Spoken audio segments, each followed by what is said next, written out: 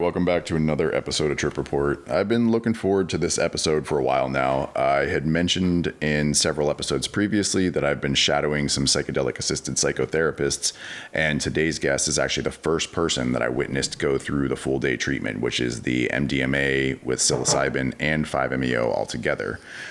It was unbelievable to watch the transition and see how he was before and after that treatment, and I really been looking forward to get him on to tell the story. So with that, Colton, welcome to the show. Thanks, man. Stoked to be here.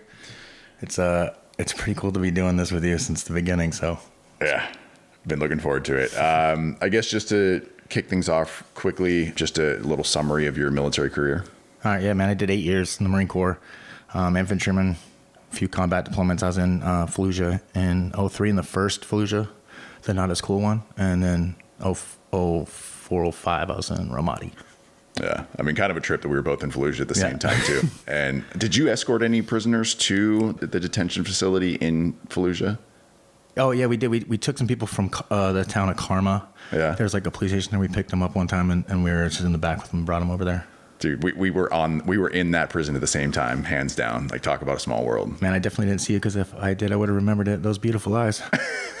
No way, I would have forgot those. So, it would be so wonderful if we talk about this right now and you were the one that taught the kid, but there was a kid that got off of the convoy and I had to escort him to the restroom, and he said, "Mister, my name is Michael Jackson." And I just died laughing and was like, I don't know who taught this kid this, but he went around the whole time he was in there telling everybody, "My name is Michael Jackson." Yeah, that was me. I taught that. So, a couple combat deployments, obviously got rough. What was your transition like back to normal life post-military? Well, it was an interesting time. I came back from Ramadi. And that was probably the most hellish of all the deployments, but I didn't get out right away. We actually did a 31st MEU. So you did this kind of libo float out of the South Pacific, and it's kind of surreal because it doesn't even seem like it happened. I can't really think of one or two memories from that. Yeah. But it was kind of transitional. And, I came home from Ramadi and I was like a different person. All of a sudden I wanted to like rush life. I wanted to do all these things. I think I got engaged to someone that I knew for less than a year before on leave, like the standard move, and then got married like the week before I left for the 31st MEU, and then came home, and that was kind of like the transition period. I was deciding whether I was going to stay in now, because I've done 8 years, and that's kind of a tipping point. And they wanted me to go to recruiting duty, and I was like, there's no way. Yeah, there's no way I can do that. I ended up getting out, and I was super ambitious. Though it felt like I didn't feel any of those feelings yet. I guess nothing had really hit yet. I was like, I can take on the world. In fact, within the first year getting out, I went in and opened a restaurant. I put everything on the line. My wife got pregnant, and we were just going, let's just do it all at once. Yeah. And that's what I really wanted to bring up, because it's so often that it's not like, I mean, you do hear the things like, oh, he came back from war and he was never the same. And I don't doubt that happens sometimes. But I think for most people, it's like a transition to everything starting to just like take a shit. Yeah. And so how did that all unfold for you? Like, how long was it until you started thinking like, hey, something might be up? Well, I think the first round of it, and it's been cyclic, but the first round was definitely in 2008. I kind of put everything online. I got a lot of my friends to invest in this restaurant, people I was really close to, put everything out there. Like I said, wife at the time was pregnant at home, going through it. In 2008, the economy just falls apart. We're building a restaurant. Probably the worst timing of that. So I just put everything into it, everything I possibly could to make it work, and it didn't. And it was I think it might have been my first real failure, but it was a failure since where I put so much into it. Like I lost, I ended up getting divorced. I hardly saw the kid at all. It really started to go into that, basically just solitude. Yeah. And I think that was the first time I started really thinking like this was some kind of karmic thing. Yeah. Was that. And instead of, taking any ownership in what I was doing, I was just like, at that time, obviously I wasn't talking about anything. I wasn't really sharing much. There's a couple of people that knew some things, but most of the time it was, you didn't want to share that burden with anybody. So that was kind of all inside. And, I end up kind of no job, nothing. So I kind of started from scratch. And one of my good buddies was killed. He was a corpsman. And he was just this absolutely outstanding human being that always put other people first. And the way he took care of anyone, like no matter where we were at, he always whether it was, civilians or other people, it was amazing what he was able to put other people first. And I kind of remember thinking it would be nice to have that kind of selflessness. Mm-hmm. And so I went to get, be a paramedic and kind of went through that. And, was kind of thinking that fire role, that service role, I need to get back into service. And started working my way through that, was working for a minimum wage, the first responder actions. And worked my way up. Things started getting a little better. Do you feel like that triggered you at all, doing the first responder stuff? Could be seeing people in traumatic situations again? No, I don't. It's really interesting. I always felt like in those really traumatic, I kind of slowed down and I felt almost like I needed to do more. Like it was almost some kind of redemption. Yeah. It was almost therapeutic in a way.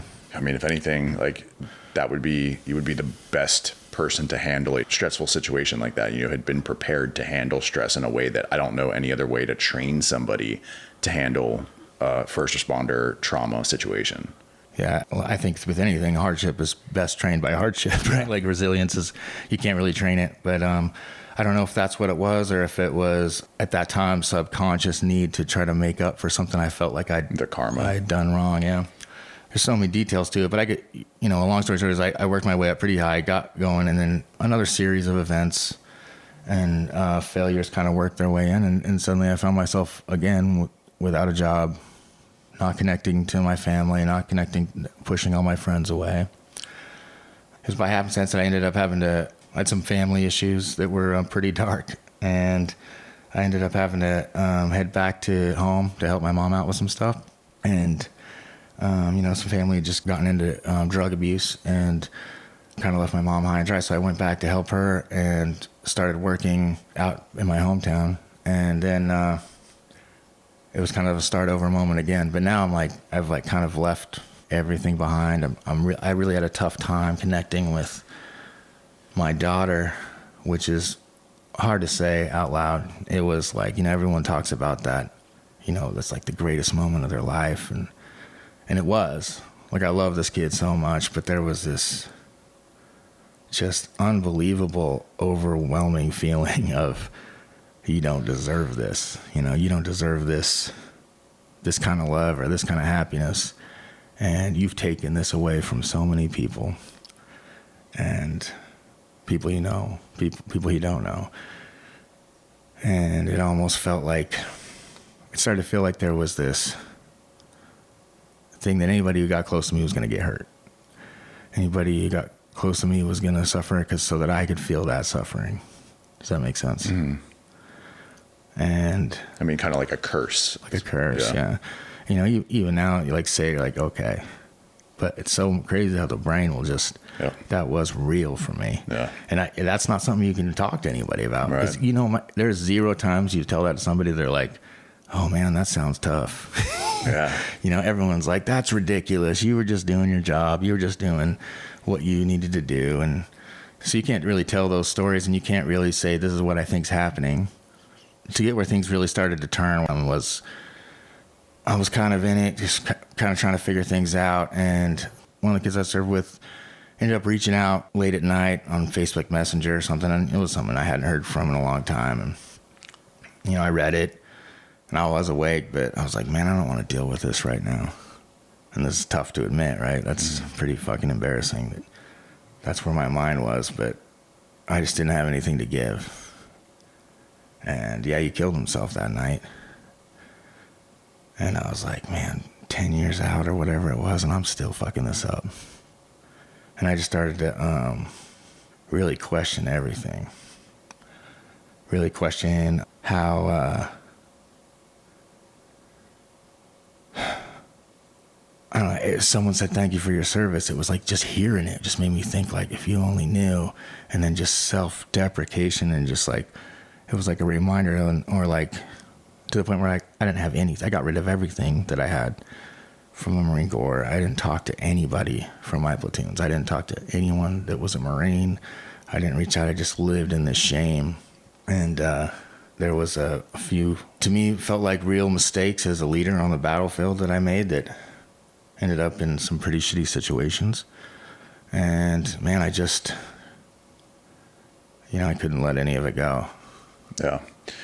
Did you seek, at this point, I mean, obviously realizing something was off, did you seek any attention through like the VA or anything? VA has been an interesting role. When I first got out, was like, I'm going to be proactive about it. Everyone talks about it, And I went to VA. I saw someone, it was like unbelievably perfect, this first person I went through. And that person I did actually talk to about some deep stuff. And she was like way into, at the time I was really into Eastern philosophy. And, I was up here, there's that Deer Park Monastery. And I was going up there quite regularly. And I was really learning about some of that stuff and some of that. What got you on that path? It was when I was taking classes down at San Diego City College, the medical classes or whatever. I just started taking all the classes using the GI Bill, and I took an Eastern philosophy class, and this guy was just the most unbelievable teacher. Like, the most unassuming Eastern philosophy guy. Imagine if, like, Andy Dick was teaching Eastern philosophy. Yeah. Like, day one of the class, I almost got up and walked out. He was so interesting, but he just had this unbelievable approach to things and the way he taught. And during that class, you can take an optional weekend up there where you go and you kind of camp out up there and go through the whole program. And man, I just kind of fell in love with it. So I was going up there a lot, and then so this therapist was just really into that, and that was kind of her. She didn't typically practice that, but because we shared that interest, she really used kind of a lot of those methods to talk about things, and I was opening up. And then, like, one day she's like, oh, yeah, I'm transferring out of the VA. That's the VA, man. Oh, like, my you God. never have the same doctor. Like, when I fill out sheets now that say, so who's your primary care? I just put VA because I don't even know who my doctor is anymore. They change them every 6 months. No clue. And then I remember I went in to meet the next one, and it was like, all right, start from scratch or whatever. And I'm like, absolutely not. And then you get a turd. And yeah, exactly. I'm going to tell these stories again. So, I just kind of had fallen away from it. Boy, I would say that the biggest hardship is trying to find love. It's relationships are both the savior and the killer. So, through this whole period, it is desperately trying to find love, finding it, and then destroying it, because I get it. The sick cycle of it. It doesn't seem like it in the time. It's like, oh, poor me, oh, all these bad things happen and you can't take accountability, but you look back, it was your own self-destruction in every single one of them, And in typical fashion, it was at a point where after that first suicide, I was really hard on myself. And so I it was like, you need to get help type of thing, people saying that. And, them fight, oh, you don't know that, like there's no help, and it's funny how you start like really attaching to that. You go from kind of this anti-victim to this kind of like the victim is your identity because it's the only thing that makes you unique about your service or whatever, right? Like it's become such a prominent thing around, and and we've talked about like the, every 4th of July, you got to see 600 veterans being like, oh, how could you put your fireworks out and like stuff. And it's mind blowing to me. I'm like, who are you? Why would you say that? But I'm doing the same thing. I'm attaching to this. You don't understand me. I got all these issues, and just starting to lean into that. And it's interesting. I don't know if that made it worse. Maybe it wouldn't have been bad. It's a vicious cycle because then this person you used to be that was this, I don't know, invincible, right? Invincible Marine Sergeant, right? That's how you believe it. But now you're the smallest thing. It's almost like you're just a toddler, which is ironic, as we'll talk about later. But you're just this... you can't handle anything in life, and people are like trying to, hey, you need to get help. Oh, why don't you don't want to help me? I'm not good enough for you. Just, the things you say are just horrible, manipulative, and just it's just not you. And you can't really just not take any accountability. But it really is a whole personality shift, and it's not like you're intentionally trying to manipulate people. But I think you can't figure out how to give yourself anything. And so you think you can trick other people into it or push them to do it or convince them to do it. It's, God, it's a fucking horrible place to be. So not to be too much on a rant, but long story, there, you gotta get help. So I go back, right? And that's kind of the beginning of it. I went through this, is it CPT? Cognitive based therapy. CBT, yeah. I thought it was cool. The only thing was, it was like, hey, you got to pick one thing to work on. And at the time, that ego was like, one thing. I don't have just one thing. Now look back, hey, just start with one thing. Yeah. Then you can utilize it later. One piece at a time. But I'm like, how dare you say I only have one thing?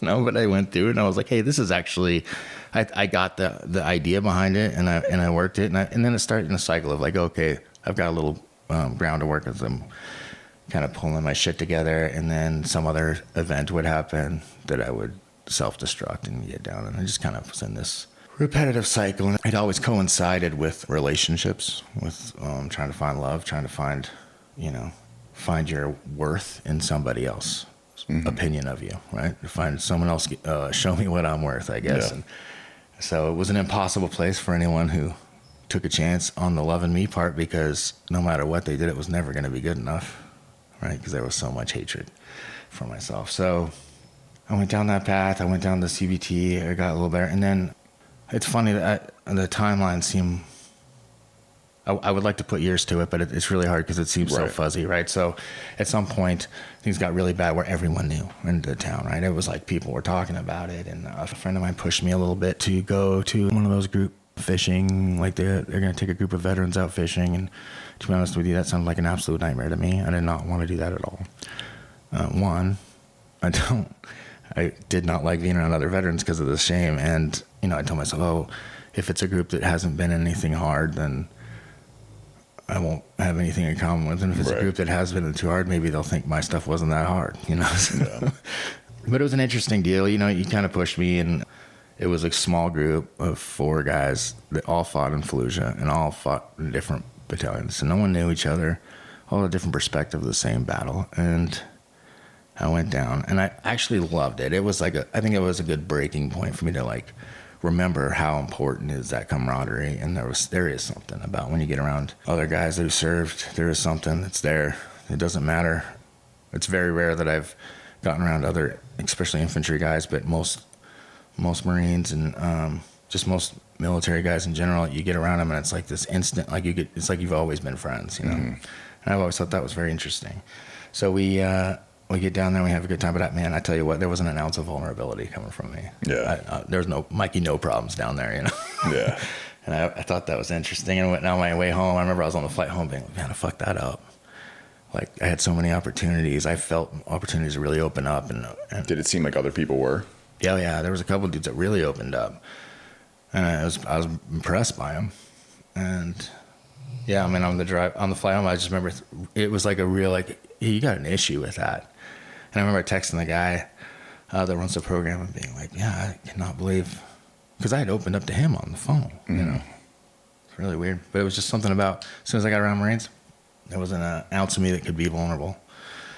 But I think that was the first real self-awareness of that and how important it was. Seeing the other guys kind of open up, and it really impressed me. So I came home from that, and then I went through some growth, and I think I opened up a little bit more. I think I opened up maybe a little too much to people that probably didn't need to know things, I just started reaching at straws. Yeah. People who seemed close but probably wanted to be close, really didn't know what they were getting involved in. And it kind of backfired on me a little bit. And so some rumor mills started going around. It was a pretty small town. And, I caught wind of that, and boy, did I let that send me down the path again. So I could probably do that story about 4 or 5 more times. Yeah. So it's just this repetitive cycle of kind of build up and beat back down. Yeah. And so you had the Eastern philosophy kind of in the background. Prior to finding the facilitators, did you do any psychedelic therapy and try that? No, I've done not therapy. Okay. Right. You have some experience. I'd had some experience. I'd hung out with a group of people, and we would do kind of a night of hanging out and doing LSD and talking, I wouldn't say it was really partying, but there was no purpose or intent behind it. And I never, to be honest with you, I was a little bit of a control freak with my own self. I never really dove that hard. You know, I'd always take the little bit. Just kind of. I like to stay right. Like I said, I put my toes in the water. Yeah, I gotcha. So no real benefit from those experiences. No, and in fact, there was this group that, you know, they would do DMT, and it was like there's a bunch of people who like were ready to do DMT. You know, it was kind of this one lady. She'd gone down and done the ayahuasca thing, and she'd kind of really taken on a pseudo shaman, kind of never said it, but you know, she'd bring people over of all different types. We'd all sit there and we'd listen to music, and you know, and everyone would do their DMT experience, and we all go out on the porch and talk about it, you know, and everyone had these profound experience, and I was, do you mind? And I was like, oh man, what's wrong with me? They were like, it was colorful. And this was typical DMT, not 5-MeO. Yeah, and so was it the same situation where you feel like you took a smaller hit and just dipped your toes in and didn't have like the full blown experience? Yeah, I don't know if I just didn't. Was it visual at all? Oh yeah, it was visual. It was a little visual. Okay. I just didn't have any like. People would come out like, "Oh, it's this warrior," and yeah, and I would just be like, "You're full of shit." No, I hear you. Like I'm like I've seen weird patterns in there, but yeah, some of the things that people bring out, I'm not gonna say it's wrong, but I'm also kind of jealous. I'm like, why didn't I get that? You know what I mean? I want some cool stuff out of that. I'm somewhere in between. Yeah, I'm like, it's kind of like for instance, I could never see. You ever see Mallrats? Yeah. Remember we staring at the thing and all the kids can see the schooner? Yeah. That's how I never saw that. Yeah. I still don't know if everyone's just messing with me. Right. Like I still don't know for sure. Yeah. Are the pictures in there? I never seen them. In the DMT? No, in the in pictures. Mallrats. No, in those pictures. Remember those things that were really popular? Oh, Magic Eyes. Yeah, the Magic Eyes. Yeah. There's definitely pictures of Nah. there. Yeah, man, you gotta cross your eyes and uncross them or whatever. See, I got screwed up when I was a little kid. My grandfather and all my uncles used to take me snipe hunting. I was a little kid in the South, you know, and you'd go out there and we would hunt for these snipes and they would catch them every time. And I never saw a snipe. They would always say it got away. Man, for 5 fucking years, I wanted to catch a snipe more than anything in the world. Yeah. Finally, I think I'm going to catch it. And they just tell me, no, it's bullshit. Now you got to mess with the other kids. And that was horrible. There's this big plot with Magic Eyes that the whole world was together just to fuck with you. I think some people are like in on it. And no one's told me yet that it's not real. And I've just been standing in front of these pictures. Oh, man. No, I never. So it's kind of like that feeling a lot. Like, Yeah. So things, this cycle, up and down. Mm-hmm. What was the ultimate down? And then how did the facilitators come into the picture? So there's 2 ultimate downs. Okay. The first ultimate down was, it was just like a series of events. I had spent some time with my daughter, and for whatever reason that was, this last time I'd spent with her, she'd come out to visit me and we'd spend some time together, and it was a long time. It was probably 2 or 3 weeks, probably maybe our longest time together. And then we drove I was living in Tahoe at the time, we drove back to Utah, and I dropped her off with my mom because my mom was going to take her back home. And then I drove back across the desert, and there's just something happened on that road trip. And I was by myself, and I started to really start going in my head about what had happened in Ramadi. Like we've been in one of those situations where, you're trying to do the right thing. You're pretty sure you'd do it the same if you went back and did it. But at the end of the day, an entire family was killed. 7 kids, a wife, a mother, infants. And it's haunted me, right? And because of that, it's hard for me to really look at my own child and, like I said earlier, like believe that I'm worthy of that. And 2 days after that day, our good friend Corman was killed, and he had 3 daughters, and his wife was pregnant with his first son.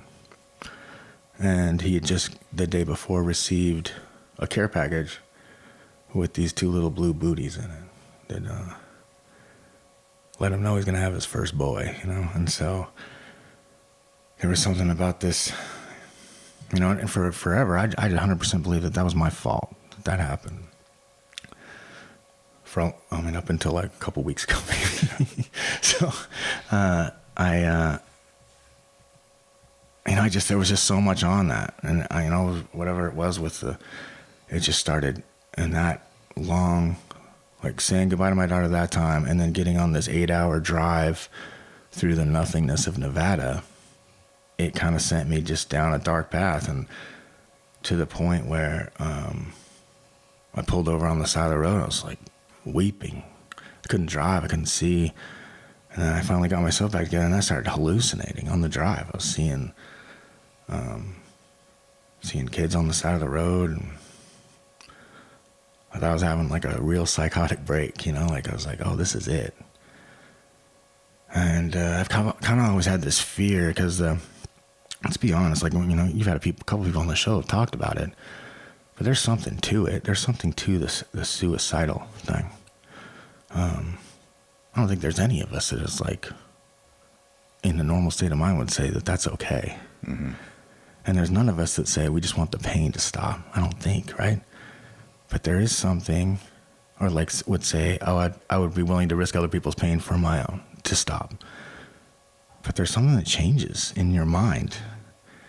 And it's like you become this different person who is a little scary that maybe it's, you know, we talk about those demons or whatever, that maybe that they have the ability to take control. And I actually, I think we talked about it once, like almost like a,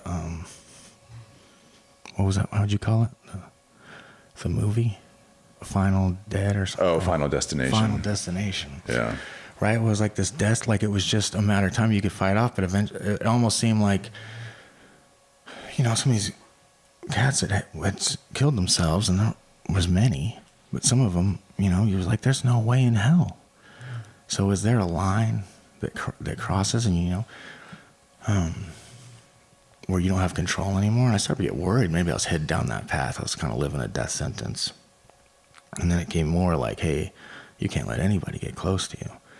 And there was a weird period where I went home and I didn't go to work for a couple of weeks, and nobody noticed, and my family didn't call.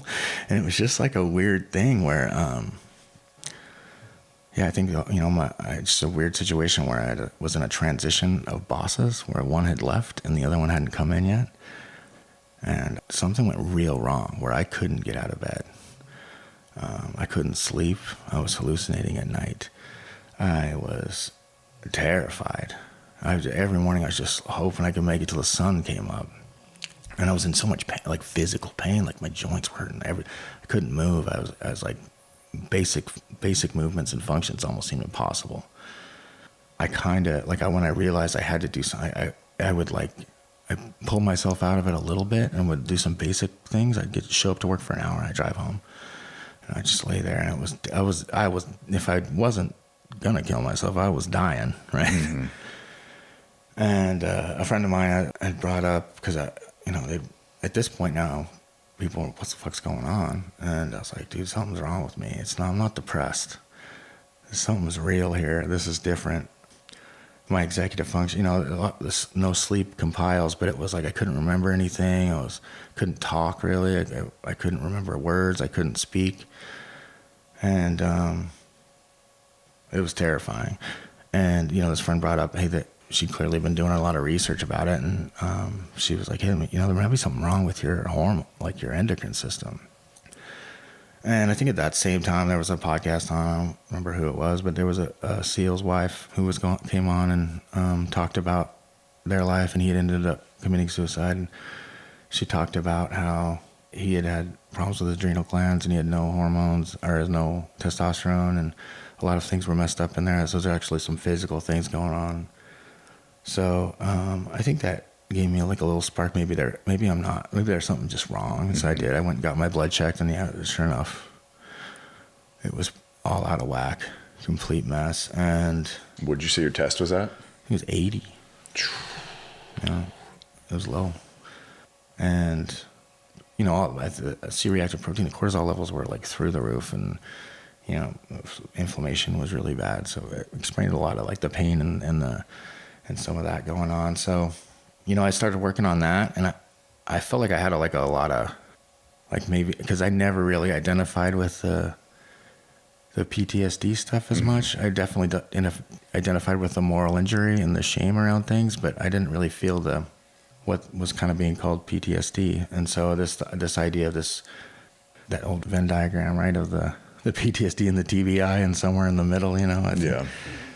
I kind of felt a little more at home with that. So, you know, I put in a lot of work over that year, but I had some real betrayal things happen with some really close friends, and I got set off again, and it was like I went right back to my old ways and just totally pushed everyone away, everyone close to me. Ended up, I'd left my job. I came down here to make an effort to try to be closer to my kid, and then just kind of destroyed everything. And next thing I know, I was like, no place to live. You know, the person I come down here wanted nothing to do with me. And I was just, now it's like, all right, so this is where it got real dark, right? I wasn't even really in that bad of a place. It was just a realization that, like, you just keep getting yourself better and hurting people. And it was just like, you're not good. And that was more scary because I wasn't like a mess. I just was tired of my behavior and didn't know how to fix it and didn't know what to do. And, you know, I didn't want to be like, oh, I'm just messed up. Like, at some point I got to start taking responsibility for these actions. And the brain was rationalizing in a different way. Oh yeah, people will be sad, but not as sad as if you keep hurting them. Right. You know, they'll be sad for a month or two, but you stay around, they're gonna be sad for the rest of their lives. Or they're gonna be hurt. You're gonna hurt them over and over again. I was a really unintentionally selfish and manipulative person, and just full identity with this. I'm a victim, but not because I victimized. Does that make sense? Yeah. I don't know, it didn't make any sense looking back, but that's just where I was at. My connection with the facilitators, really random, you know. What is universe is a mysterious thing. But the person I was down there with was connected into the psychedelic community a little bit. And, you know, as kind of a last measure, it was like, you should call this number. This person does psychedelic therapy with veterans. And I was like, you know, it's not going to work for me. You know? Same old shit. I took the number or whatever. And then on one night I called it and I left a message and then forgot about it. And probably a week went by, and during that week got into the real darkness. And yeah, I was at the end. I'd kind of made the decision. I'd written the letters. I'd done all the things you're supposed to do. There was like this, I don't know if I'm being perfectly honest. It was like, is this real? Is this like everyone says? Is it for attention? You know, like, nobody knows this is happening now. And you're at the face. And I remember just thinking, like, now I don't know if it was for attention or not, but I think this is real. And it was really calm. It wasn't like this disaster. I remember I'd cry and and then have this like peace. And my phone rings. And it's, what do you call him? Professor X. He did say we could use this name, but I still kind of feel like... Plus, you got a thing going. I don't know. Yeah, I feel like still run with Professor X, Madam X, because I don't want to say it and then him be like, oh, you know what? We changed our minds. So I don't have to go back and re-edit everything. But yeah, Professor X. He doesn't want Colton being the first one to say it. It'd be Sean. Anyway, yeah, got on the phone and he was like, hey, you know, just the irony of the whole thing, you know. I'm sitting there, I'm like, yeah, you know, and I'm kind of I try to talk to him a little bit, but I can't. It's like a waterfall of tears. I'm just weeping. And he says, you got to get over here. Yeah, absolutely not. I'm good, man. Because you said that message was left a week prior, right? So out of nowhere, he just called when you were at the worst. Yeah.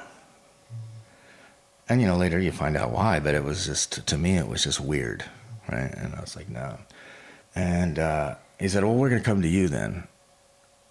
And he was like, I don't know, he did one of those like things like, brother, suck it the fuck up and get over here. You know, kind of yelled at me a little bit. Yeah. I'm like, all right. Next thing I know, it's night time. I mean, it was dark. You know, probably in the movie, it's raining.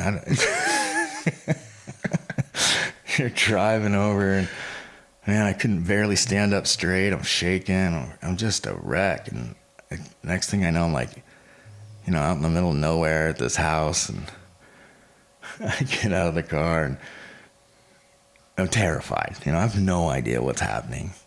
And I had no idea what it was, you know, too. I thought it was like, oh, I'm going to go over and do mushrooms or something, you know, like probably line up my chakras or do some yoga. I had no clue what's going to come my way, right. You know.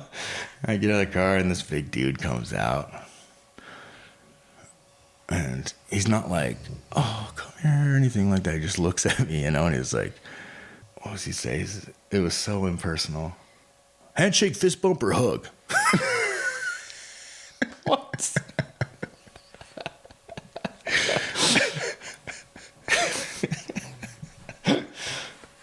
Jeez, I'm like, a hug? And he just, you know, he hugged, man. We hugged hard, like we'd known each other forever. It's hard to explain what, you know, he's got a real interesting look to him, you know, a real interesting vibe. Yeah. He's like no other person. And, you know, and what, Madam X? Yeah. Is it Madame? Madam X, Professor X. Yeah, I'm never going to get that. No. Welcome to the Nerd Podcast. So, you know, they hug or whatever. And so next thing I know, I'm sitting in there with this EEG headset on. He's like, can you stay still? And I can't stop shaking, you know? Just sitting there shaking and, you know, and he's like, just stare at and I couldn't look up. It's just so funny to think that human being was existing. You know? Right. Yeah, we do that. We get through that where, you know, he explains the situation. He explains how it goes. And I mean, you've talked about that. I don't know how much you want me to go through the PIN numbers. No, I mean, I'm just curious. Yeah, that first night. Mm-hmm. So that that was the protocol. You did the couch with the pens. Just went right to the pens. And I'll be honest, I did not get that deep into it. Okay. I never felt anything. Yeah. What happened was I got to about pin 4 and I started shaking, and then I started retching. I never felt any kind of, you know, that DMT onset's a little euphoric. In the very beginning, and maybe pin 5, you just start getting that before you start. Have you gone through the whole? I whited out on pin 5. Okay. Yeah. Yeah. So you know, pin 1, I feel nothing. Pin 2, I feel nothing. Pin 3, my right hand starts shaking. Pin 4, and you know, they do the linger, increase, repeat. Yeah. And I was just like, increase. I don't feel anything, you know. And I started. So I stayed at pin 4 for, I don't know, it could have been 2 hours. It could have been a millennium. It felt like forever. It was violent, and it was a lot of screaming. Oh, the moment that it triggered was, you know, I forget the bowl thing. Yeah. I'm trying to explain that to somebody. Yeah. You know, you got an eye mask on. He said, I'm going to place a bowl on your chest. Is that okay? And it's a big sound bowl too. I've still never seen it. Oh, really? Oh, it's only happened when I have the eye mask on. I'm going to place a bowl on your chest. Is that okay? And, you know, at this time, what are you going to say? No. Yeah. I mean, I've heard now. Someone said no, right? Not that I know of. Oh. No. I thought someone on the podcast said no. Yeah, so I said, go ahead, put it on. And I didn't really think about what that meant. And so it was, you know, you breathe in, you draw in for 8 seconds or whatever. You hold it as long as you can. And then as you're exhaling, he just hits this thing. Boom,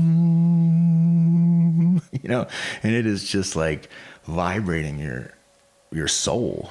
I didn't realize that sound had such a carrying of the trauma, you know. So I was still all egoed up. I didn't want to make any noise. That sounds stupid to me to yell or something, you know. Give me your war cry. Yeah, that's how I felt. He's like, he kept saying like scream, you know, and all these things. He's yelling at me. I was like, oh man, it was. And then I think in pin 4 you start to lose a little bit of your. You're a little more. You're about, like I said, tiptoes in the spirit world, you know. Yeah. And he hits it, and I'm trying to just match the tone a little bit. I'm like, oh, you know, like trying to harmonize with it. And it did feel pretty, I could feel it was having its effect. And then I just hear this primal, like the most primal scream I think I may have ever heard. There's no way to describe it. And now I'm like, is that happening in the spirit world, or was that me? Did I do that? So I'm like, no, that couldn't have been me. I would know if I screamed. Yeah. And then I hear it again, and I'm like, that definitely wasn't me. And now I start going off to this like, oh, it's the demons of the darkness. You know? And so it happens again. This time I try to match it. I'm like, and I just open my mouth, says, and right as the noise come out, full head to toe shaking harder than I've ever shaken in my So wait, was it? It was Professor X screaming. Yeah. Okay, I got you. Yeah, he was screaming. He was trying to try to get it out of you. Yeah, he was trying to show me how it's done. Right. He was trying to show me how primal he could be. One up, yeah. Yeah. He's like, oh, you think you're primal? Let me show you what primal is. Show you how Seal does it. Yeah. Stud. He stood. He was like, hey, brother. Oh, man. So we get, yeah, and I did it about 4 or 5 times. I was drenched in sweat. My ears were full of tears. Like I was crying. Like it was just intense. I was like, I can't do it anymore. That's enough. I can't do it anymore. I was, oh my God, that sounds like, I think that was all I could do that day. You felt like you were just beat down. I was beat. I had nothing left in me, and I didn't, the idea of going in but I felt a lot came out, right? I think that's what needed to happen. It like got me a little bit. I went home and I ate, and I hadn't eaten in a long time, and I slept, and I hadn't slept in a long time. Yeah. I slept really good, and that just had, I mean, it was, yeah, and then I think I went back a few days later and did it again. So how did you feel day after? Of the first time? Yeah. Good. It was foggy. Yeah. Yeah. It wasn't like, it was definitely like, man, I don't have a good explanation for it. It was like a little bit of brain fog. I did feel lighter. Better than pre, but still not where you wanted to be. Yeah, but not like dark at all. Okay. Yeah, not like dark at all. Just exhausted and, but hopeful. Yeah. Yeah, that sounds so cheesy. But hopeful. So you go back a few days later. Yeah, I go back a few days later. I'm different. You know, I think they saw that I was different. They were just like, wow. You know, they made a lot of comments about it. Yeah. But it felt different. Yeah. This time I go in and same thing. Got to PIN 4. Violent shaking. Could have been an hour. Could have been, who knows, man. It felt like forever. Then I push past, I go to PIN 5. And then I somewhere around PIN 5 or PIN 6, I started to kind of get that dissolving. You know, I kind of started to lose a sense of self. I don't think I ever went that deep. I definitely felt like I was, there was like I didn't exist anymore. You know, there wasn't any real fear around it. It was just a real sense of just being consciousness, which was pretty incredible. You know, what's crazy is they were very visual, but not like a DMT visual, like a galactic almost. It was very kind of like what I imagined to be like inside of a synapse, like electric field or something. Yeah. It's kind of, you know, your purples and greens are kind of cloudy. Okay. Space. It was kind of that feeling to it. Yeah. You know, you can't put words to this stuff. Right. But which is interesting because I was always told there is no visuals. Yeah, I mean, I saw the whiteout, but I did see resemblance of like electricity. Okay. My way there and my way out. Okay. Yeah. Yeah, so I was probably just on that, whatever that level was. Right. I never got any a little deeper. He's like, all right, you ready for the mighty? You know, and so this is, you know, the mighty or whatever. So it's this, it's a vaporizer. And it's supposed to be, you know, pure molecule. And Right. It has the crystal in it rather than the cartridges that are in the vape pens. Right. And so he's got to heat it up, and I'm sitting there thinking, you know, okay, I'm going to go and do this now. And he gets it ready, and he's like, all right, you ready? He brings it up. I can't do it. Pure block. I don't know what it was. Most scared I've ever been in my life. Yeah. I don't want, it was like something, there was like something I was going to face I didn't want to see. Yeah. And, you know, I just didn't know what it was. It was like I knew something big was about to happen, and I couldn't do it. I kept thinking about all the times I've been asked to do things that I didn't want to do, and I did them. wasn't afraid or whatever. Maybe I was afraid, but I didn't let it stop me. And there was no chance. I couldn't believe it. Like I got up and walked out. I left. Yeah. Yeah. And it's funny, you were supposed to be there that night. I was never asked to be there. No? Until I was only told the full day and that I needed to meet you first. Oh yeah, it's an interesting part of the story because so before I was going to come over for that second day, I was much more in tune with who I was, right? And I remember I was standing in line at a gas station, and I get a text from Professor X, and he says, "Hey, if there was another Marine that is trying to learn about giving and helping, would you mind if he was there?" And all I thought about was that I thought about that first time I went down, I couldn't be vulnerable, and how I might not. I don't know. It was like interesting. I was like, normally, especially when someone's trying to do something nice for me, I'm always like, oh, you do what you want to do. And I've had people sit on therapy sessions because they asked, like, Yeah. And for whatever reason, I was like, no, I'm gonna say no. I don't know. I wouldn't act like I was being brave in that moment. I was sitting there being like, I really want to say no to this. And then he texted, if you want to say no, say no. Yeah. Because he's a fucking weirdo and can read the future or something. Some kind of magician. So yeah, he said that, and I said no or whatever. But it was after that second time when I was leaving. I said, hey, if that cat still wants to do it, I just want to meet him first. Yeah. And I think I met you a few days after. It wasn't that long. I think the whole process was like the first one in a couple of days, and then like 10 days, and then we did ours together. Yeah. Having walked out on that vaporizer, how did you feel about walking into this full day treatment, the big shebang? Oh man,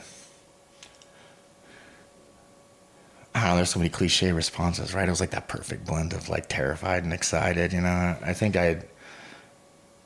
after at this point I've talked to some people. I'm like, oh, this is what I'm doing. This is what's going on, and people got advice and people are saying stuff, friends. And whatnot. Actually, before we get there, how did you feel post second night and then day after second treatment? Yeah.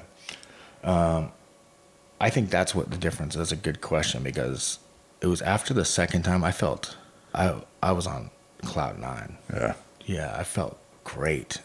I didn't feel like I had any answers, but I felt like I had a lot of hope. Yeah. And I felt, oh man, I can't believe we were going to skip all this. This is like some of the most powerful stuff.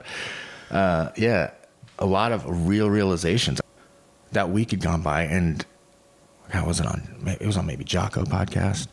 It was Capone.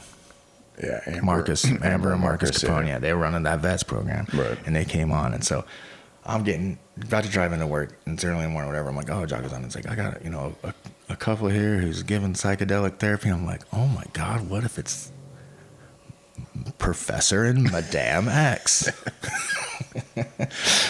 I was like, how crazy would that be? Because they actually said, oh, we got to be gone for a few days or something. I'm like, this is crazy. They're going to be on a podcast now and talk about this. Yeah. And so I get into it, and they got into some pretty heavy stuff going through his life. I don't know if you ever listened to his podcast, but I listened to that one specifically. Yeah. He really gets into the most of his guests. He goes through their whole life. Mm-hmm. Man, they really brought up a lot of things, and man, there were some of those stories they were telling where I was like, oh, I know the stuff that's being left out of that story. So I know what happened on that car ride. And I really there was a part where it was like, where is it, rock bottom? And I can't remember the minute, but there was a phrase where he said, she was like, what's in your eyes right now? He was like staring off into the distance or something. I was like, what's in your eyes? It's like, I just wondered if you'd be better off if I wasn't around. And Sean, let me tell you, man, that thought went through my head so much with everything and everybody, man. That was just a common phrasing loop in my head. And when I heard it, I realized I hadn't thought it in like 4 days, which is just, it was like, something has changed. Like I haven't had any negative thoughts. I haven't been fighting off anything. I mean, there has been kind of a clean slate like feel. And I went through a fishing tournament, and we weren't catching shit. But, I've been to all those things up at Deer Park, and I had preached to so many people about presence and being in the moment. And I think for the first time ever, I felt like I was sitting there fishing, and like 30 minutes went by, and I realized I haven't thought about a fucking thing. like, I've just been here listening to my breath. Like, this is what everyone's been talking about. This is what I've been talking about to people, you know? It was like, holy shit, I was a hypocrite. But it was like those kind of moments, like, hey, this is really something special. Yeah. And so I think that really fired up that excitement around it. Like, okay, I know this is real work that needs to be done. And it kind of took away, like, their fear was still there, but it was like, whatever it is, it's going to be worth it. Yeah. Yeah, and it was somewhere along where I was like, hey, I want to meet this. I mean, we got to talk about when we met. That's a magical moment. It's like hearing the Beatles for the first time. No, I mean, I think it's true. I've said it a million times that I feel like I'm a good judge of people. That if I meet somebody, I just kind of like know right out the gate.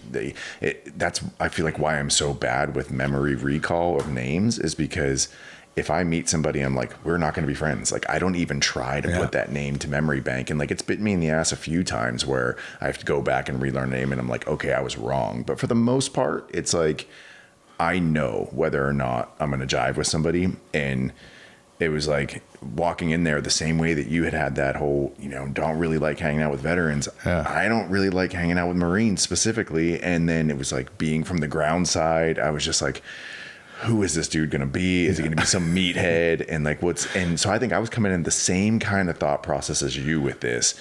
And then, I don't know, it was like we'd been friends forever. Yeah. It was the most bizarre, just like instant connection. Yeah. It was like when, you ever seen The Notebook? I haven't. Just messing with you.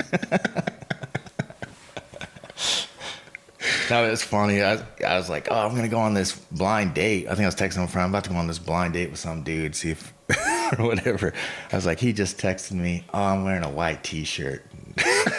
Or something like that, dude. I'm like, oh, sweet. I'm like, I hope he doesn't have a man bun. Failed. No, and you came walking out of the shadows looking like you just came from the Abercrombie and Fitch catalog shoot. No, but it's great, man. It was fun. We just sat there and bullshitted, and that was good vibes. I knew it was going to be all right. Yeah. Yeah, and I mean, at that point, too, you had kind of talked about some of those combat experiences pretty openly. So yeah, I was trying to practice. Yeah. Yeah, so I mean, there's no doubt that those first two treatments unlocked the ability to at least kind of talk about those things. Right. Yeah, it was like, it's kind of what I psyched myself up. I'm like, just go up there and be a little open and just see how you feel. Can you be a little vulnerable in front of this person? Right. Be a little over the top. Yeah, because you wouldn't want to ruin it the way that the first fishing trip went. Like, if I was in the room and it prevented you from being able to share, then it would have ruined the treatment. In fact, afterwards, I felt like there was going to be like a little more support, Yeah. A little more. So, yeah, I don't know. It was very interesting how it ended up being something I wanted rather than like, fuck you, man. Yeah. I'm not going to be part of your experiment. Yeah. Yeah, so where are we at? That brings us to day of. Full day treatment. A little bit of nerves, but excitement. Oh, yeah. And so starts with the MDMA. And you had MDMA experience previously, right? Oh, yeah, that definitely was the party, though. Yeah. I mean, it wasn't like a party, but it was like, I kind of hung out with, it'd be like, hey, we take Molly, and we go out, whatever, camp but it was definitely for the euphoria. There was no like connection thing, but I always knew that there was something. Every time you do it, you end up being like, oh my God, your leg's so amazing. But you were familiar with the onset, the come up, all that kind of thing. So that leads into some talk therapy.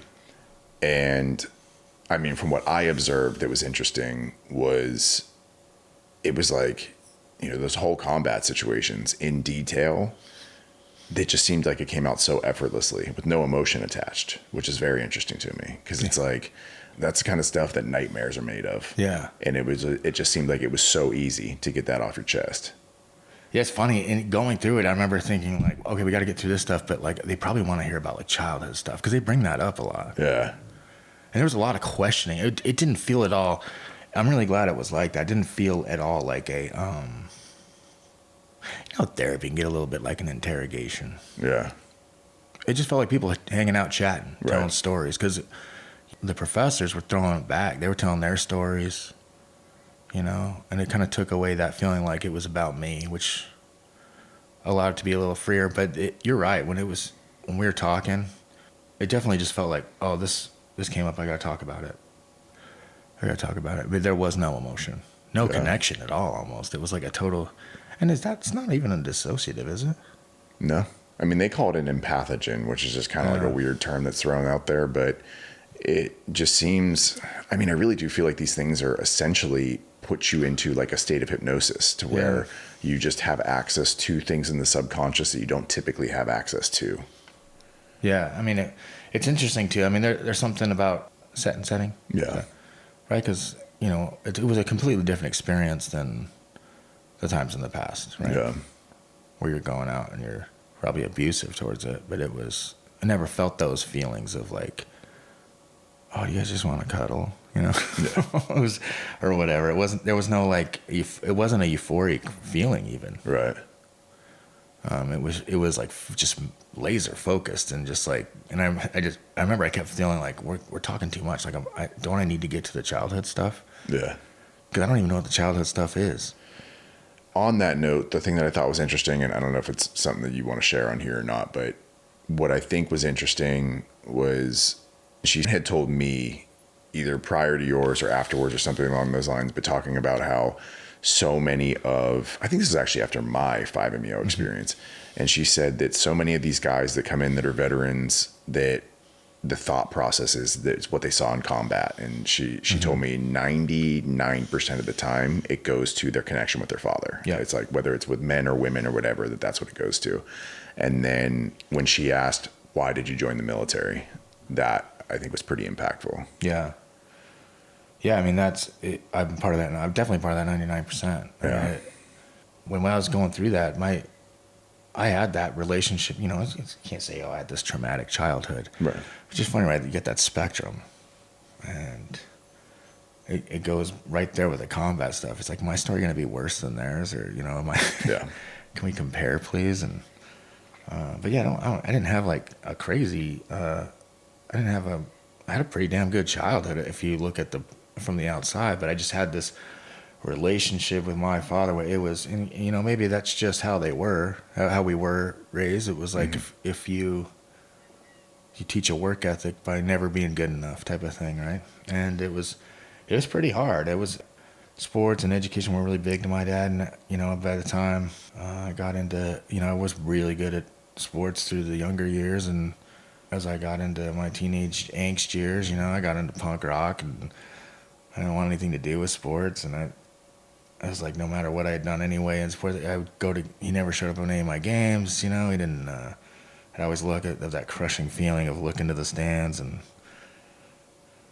you know, it was just, there was a lot of stuff, and, you know, stuff that I'd obviously blacked out that came up later, but there was this, when I was like a sophomore in high school, I stayed at home, and my family all went to the East Coast, and they just put all the effort into my little brother. They put him in this amazing private school, and like the Dead Poet Society, like one of those kind of schools where you live there and you wear a little suit. Yeah.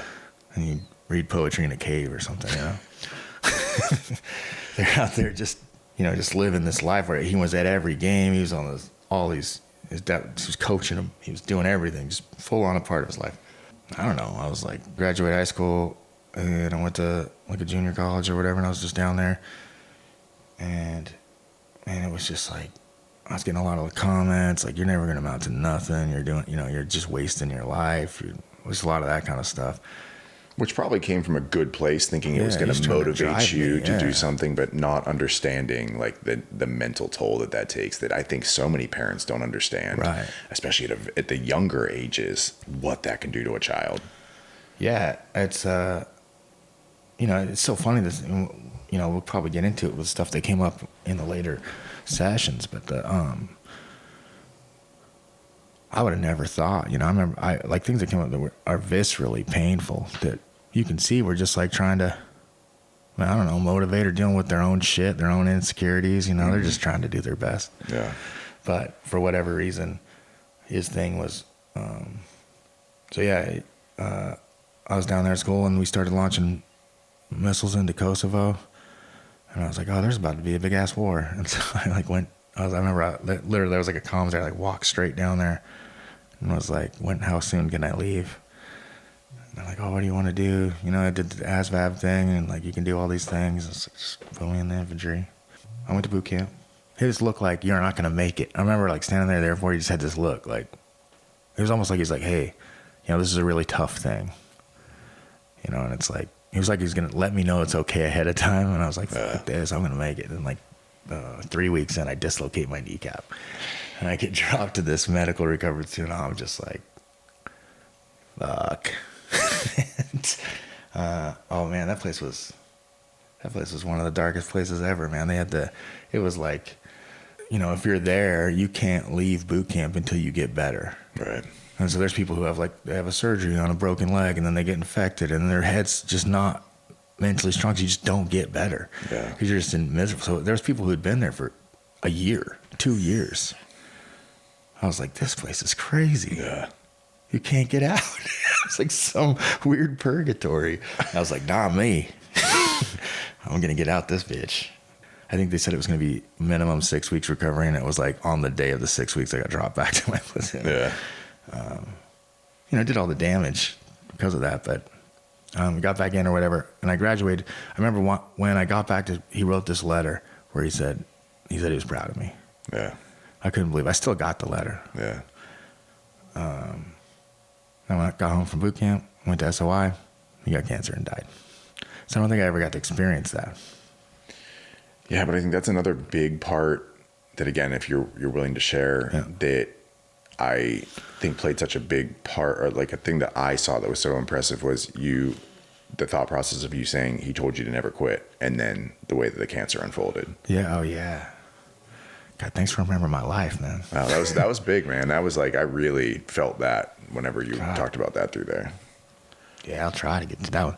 That one hurts. Yeah, okay. I couldn't. So you get the Red Cross message. Get the Red Cross message.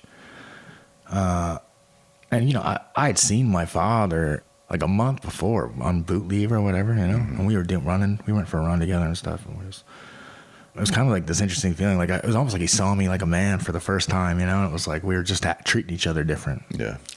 And, and then I was actually at the Marine Corps ball when I got the message, and they were like, oh yeah, one of the instructors came down, was like, get an American Red Cross message. And so I went and called my mom from a payphone because it was the 70s. Can you believe that? Pre-cell phone. Yeah. I think I had a calling card or something, you know. And so I called my mom from the payphone, and she was like, she was like, oh, your dad's got cancer. And at the time, they were like, hey, he's going to do the treatment. You know, he's going to get some second opinions. And he's got they're giving him 2 to 3 years right now. It's esophageal cancer. It's pretty aggressive.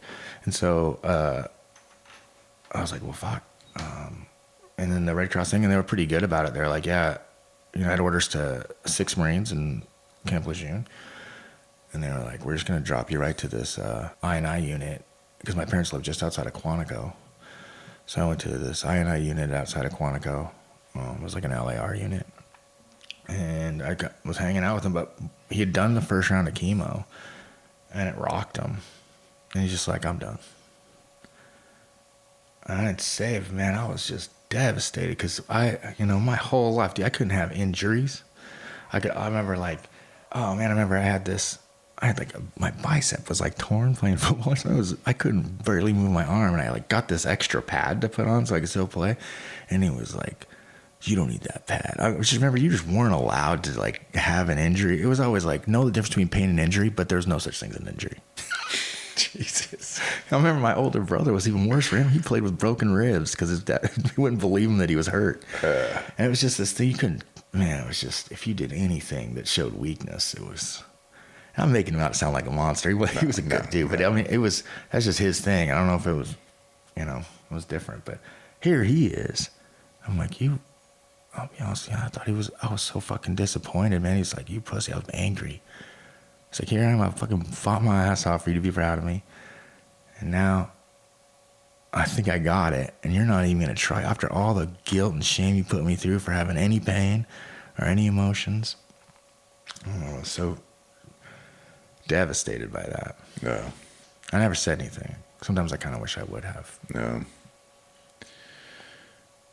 Yeah, it's hard because, I mean, what would it have changed? You know, I mean, it's only once you've been in that spot that you know, like, how devastating chemo is. And, like, if you feel like you just want to die anyway, it's like, why put yourself through that again? And, I mean, I guess I can see both sides of it, but yeah. And, you know, now what I know and what I know, I remember there was a time when he kind of looked at me like he did this whole, like, you know, I've lived enough. Yeah. I think he said something along those lines, like, and there was almost like a peace in his eyes, you know, and maybe now looking back, like he was a fighter pilot, and now knowing the stuff about TBI and whatnot, like his story's crazy. He crashed a damn jet. Yeah. Did I tell you that? Yeah, he hit the carrier with an F-8 Crusader, deck strike, split it in half, ejected as the cockpit sliding down the runway. Like, cockpit goes into the gun and explodes. They find him as they're doing the cleanup, unconscious, hanging from the side of the boat, like his chute caught in the rails. I read about it in a book, and he was unconscious. Like he said he woke up, like just came conscious and just saw his like legs dangling over the ocean. Jesus, that's wild. Yeah. So you know, maybe he had his own shit going on. Yeah. I didn't think about that stuff for all those years. Right. But that's again what the MDMA does, and where Madam X has made the comment of like military recruiters prey on broken toys, and not to say, like, not to admit any of us were broken, but the people that find their way to the military willing to sign up to do these things, to put themselves through boot camp and training and all that.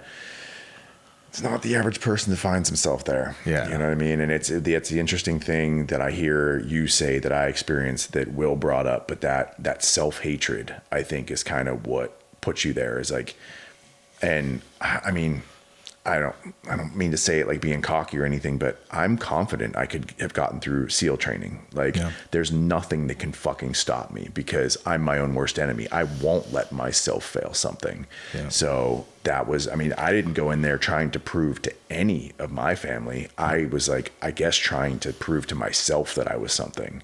And that was this like weird driving force, this darkness inside of me that kept me going forward. But so I don't know which one's worse. Right. So, yeah, I mean, that was something that I witnessed there that was like, seemed like it was kind of a core thing. You know what I mean? Yeah. It was like being able to bring that up. And it's almost as if the way that this therapy seems to work is that the MDMA brings everything to the surface and then you move on. And so that gets us to psilocybin. Yeah. So and you had psilocybin experience previously as well, right? Yeah. I've never, I still don't think I've ever really gone in like you've gone in. Okay. What did you see, like the psilocybin visual start to come in since you? Okay. I never had any. You know, when we were outside, I think you guys got a little fractal a little bit. You know, because that was the other thing I went to bring up is because you were like, we need to go outside. Yeah. What was? I needed fresh air. Okay. Yeah, it was stuffy, and it's a lot. Yeah. You know, and I think, which is funny, I didn't feel, you know, that emotional. Like I feel way more emotional today, right, talking about it. But I didn't ever feel emotional. But it was exhausting. Yeah. You know, and I remember thinking like, I just need some fresh air. Like this is a lot. And we've been sitting here a long time. Yeah. I think we went outside. I was, as they say, rolling pretty hard when they put the mushrooms down. And I remember thinking like, there's no fucking way I want to drink those right now. Yeah. You know, and I was like, you know, the thing's very unassuming. It's not like, okay, take this now. It's like a little cup gets set down in front of you. You know, everything's on your program. Yeah. Which I like to be told what to do. Yeah. I like someone to be like, hey, you need to drink this. Yeah. Which is eventually what they did. Right. But, get every last little bit. Yeah. I didn't, you know, at that point I was like, I'm good. I don't need the mushrooms. I'm fine. I was just doing that. Oh, man. Okay, let's talk more. Yeah. It was really ripping. But it did seem like going outside kind of like lightened the mood with everybody. And I think it was almost like we started prepping for the next hard work. Yeah. In fact, I felt like, I didn't do enough. Right? I think I was like, hey, I'm sorry I didn't really dig that hard. Yeah. Even then I'm apologizing. You know? Well, that's the interesting thing is because they told me, again, this being my first time sitting through, I think I'd been through with somebody who just did the couch with the pens previously, but you were the first full day thing. And they essentially told me, sit back and watch. Yeah. We don't want your input. Here's a notepad. If you have any questions or suggestions, write on the notepad and show it to us. But that's when we were all outside and they had to split off to go get water or something along those lines. And that's whenever you said to me, I don't really feel like there's anything that's all that deep going on. And that's when I was like, dude, what you've talked about is literally movies are made about this and like tough to watch for most people. And that was what unlocked the story about the corpsman.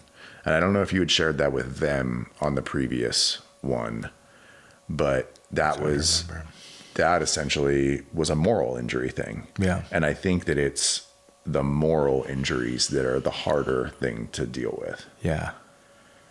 Yeah, I agree. I didn't even know that term. It was like, I lucked out one time where I got matched up with this really great psychotherapist that really helped through a lot of stuff. And, that was his thing. Like he wrote books about it. Mm-hmm. And it was nice to have something other than PTSD that made more sense to me. Right. Not that the PTSD is not, it wasn't like, I don't know. I won't go into that, but the moral injury thing, it is tough, right? Because you're dealing with, they used to call it soldier's heart. It was like a term for it. And it's like, you're dealing with duality inside yourself that you're capable of. And the cloudiness of what were your intentions and were you doing your job, that fades as time goes on. And the more you realize that, like, I don't know, like, is there forgiveness for that? I mean, and then we live in such a weird society, right? Where you're like, you start to feel like maybe you have more in common with the enemy than you do with your friends and family. And you get pulled away from the dogmatic talk around the war and everything. And you're like, are there just people that were told that this is the right thing to do their whole life, and that these people are bad people and that they're evil and that they're terrorists and they're coming over here. And, you got to do what you got to do. And that doesn't make it much different than us. Yeah. And I know that there's some practices in that culture that could be looked at as evil, but goddamn it, there's some practices in our culture that could be looked at as evil too. And so there's really there's a lot of yin and yang going on. Yeah. And, if you say that out loud, if you say, oh, I don't know, man, maybe the enemy's not that bad. Holy cow, they'll kick you out the country. That was the hardest thing for Kaepernick, me. Because I was voluntold to go be that prison guard. And it was because I was the only PFC in my shop. So they were like, you don't know enough about working on jets yet, that if we have to give a body for this, you're the perfect one to go because you don't have enough training to be useful to us. So straight to Fallujah. And that's when, as a 19-year-old, just because I'm 6'4" and we were way understaffed, they said, don't matter. It doesn't matter what's on your collar. You look big. You look intimidating. You run this portion of the prison. Yeah. So I'm over there. And again, the only person that goes from Al-Assad from this unit to the prison.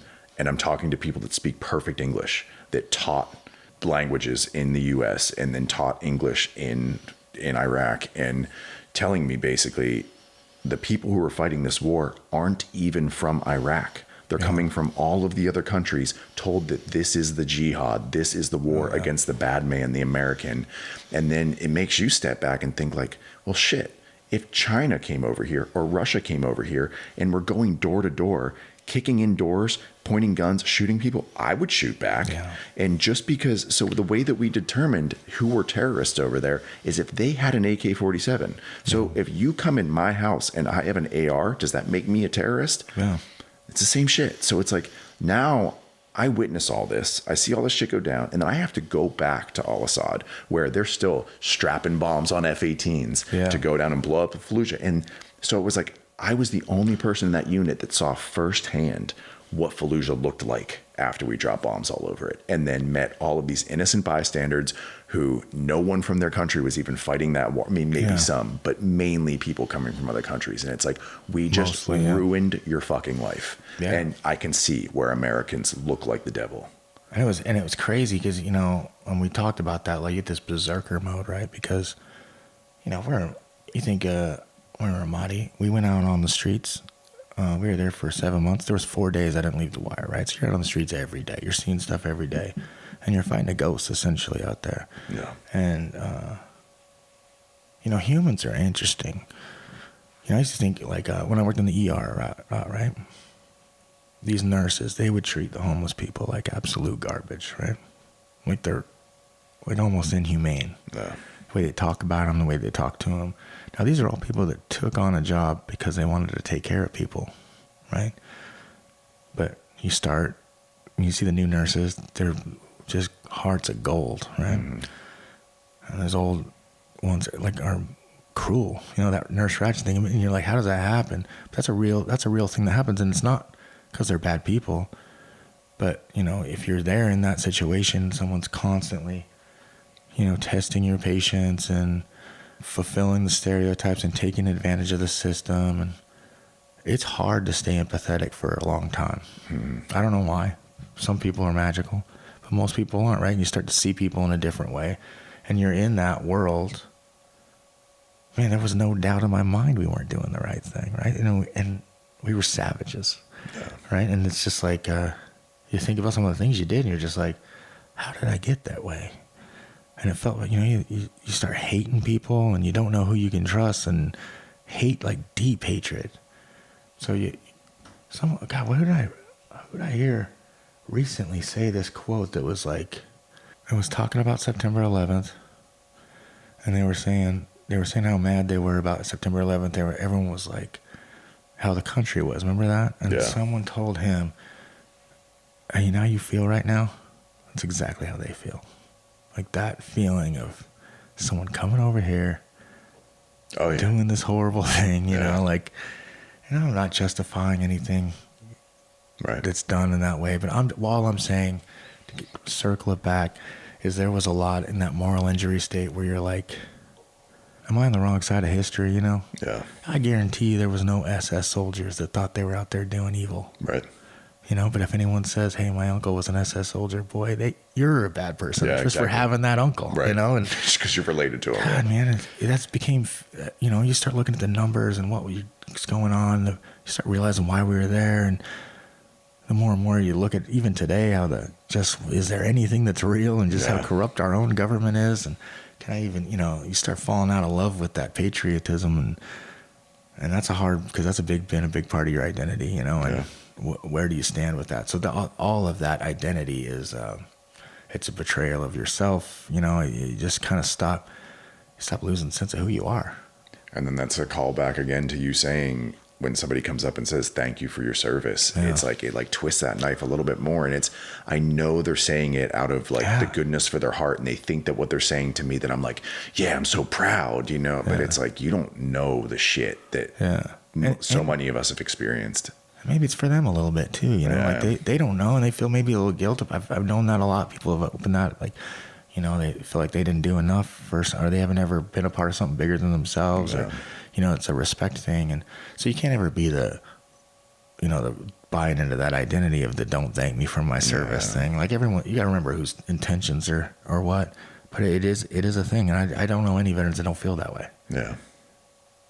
Yeah. I can't think of one. Somebody told me, they were like, every Veterans Day we buy flags and donate them to something or something along those lines. And I was like, if you really care about veterans and you want to do something with your money on Veterans Day, there's vets, there's Heroic Hearts, there's so many psychedelic organizations out there for veterans. Like, if you want to help veterans, this is the only thing that's come out now that seems to help people. Throw money at one of those organizations, throw money at MAPS, throw money at somebody that's doing this for veterans. But didn't you have that feeling in the beginning where you're like, wait, this is real? Like here's a thing that's working and it's still a problem. Like veterans are sneaking into another country to do something that's actually working for this shit. And there's still stigma around it. Like it's still a Schedule 1 controlled substance, all of these things. Crazy. When those first couple of days of like, that first feeling of like, oh my God, I feel so free. Yeah. That was like, there's no way to explain that feeling. When you've been running at revved at 9 for 9,000 RPM, it's like about to, blow your top end for 5 years or whatever it is. And all of a sudden it's just like someone finally pushes the clutch in. Boy. And that's what it is. It's fight or flight. And I think that that's what so many veterans are just stuck in, fight or flight. And you can only do that for so long until this thing shuts down. And so what it seems that all of these various compounds are capable of doing is shutting off fight or flight and putting you back into that state of calm. And it's, I almost always feel like I have something flexed in me. Like there's always some underlying tension. Yeah. And the only time I've ever felt that whole body just melt and let go and relax is DMT, psilocybin, these experiences. But still on the psilocybin thing, we're outside. You seemed a little hesitant to want to go back inside. Yeah, it started to come real. Yeah.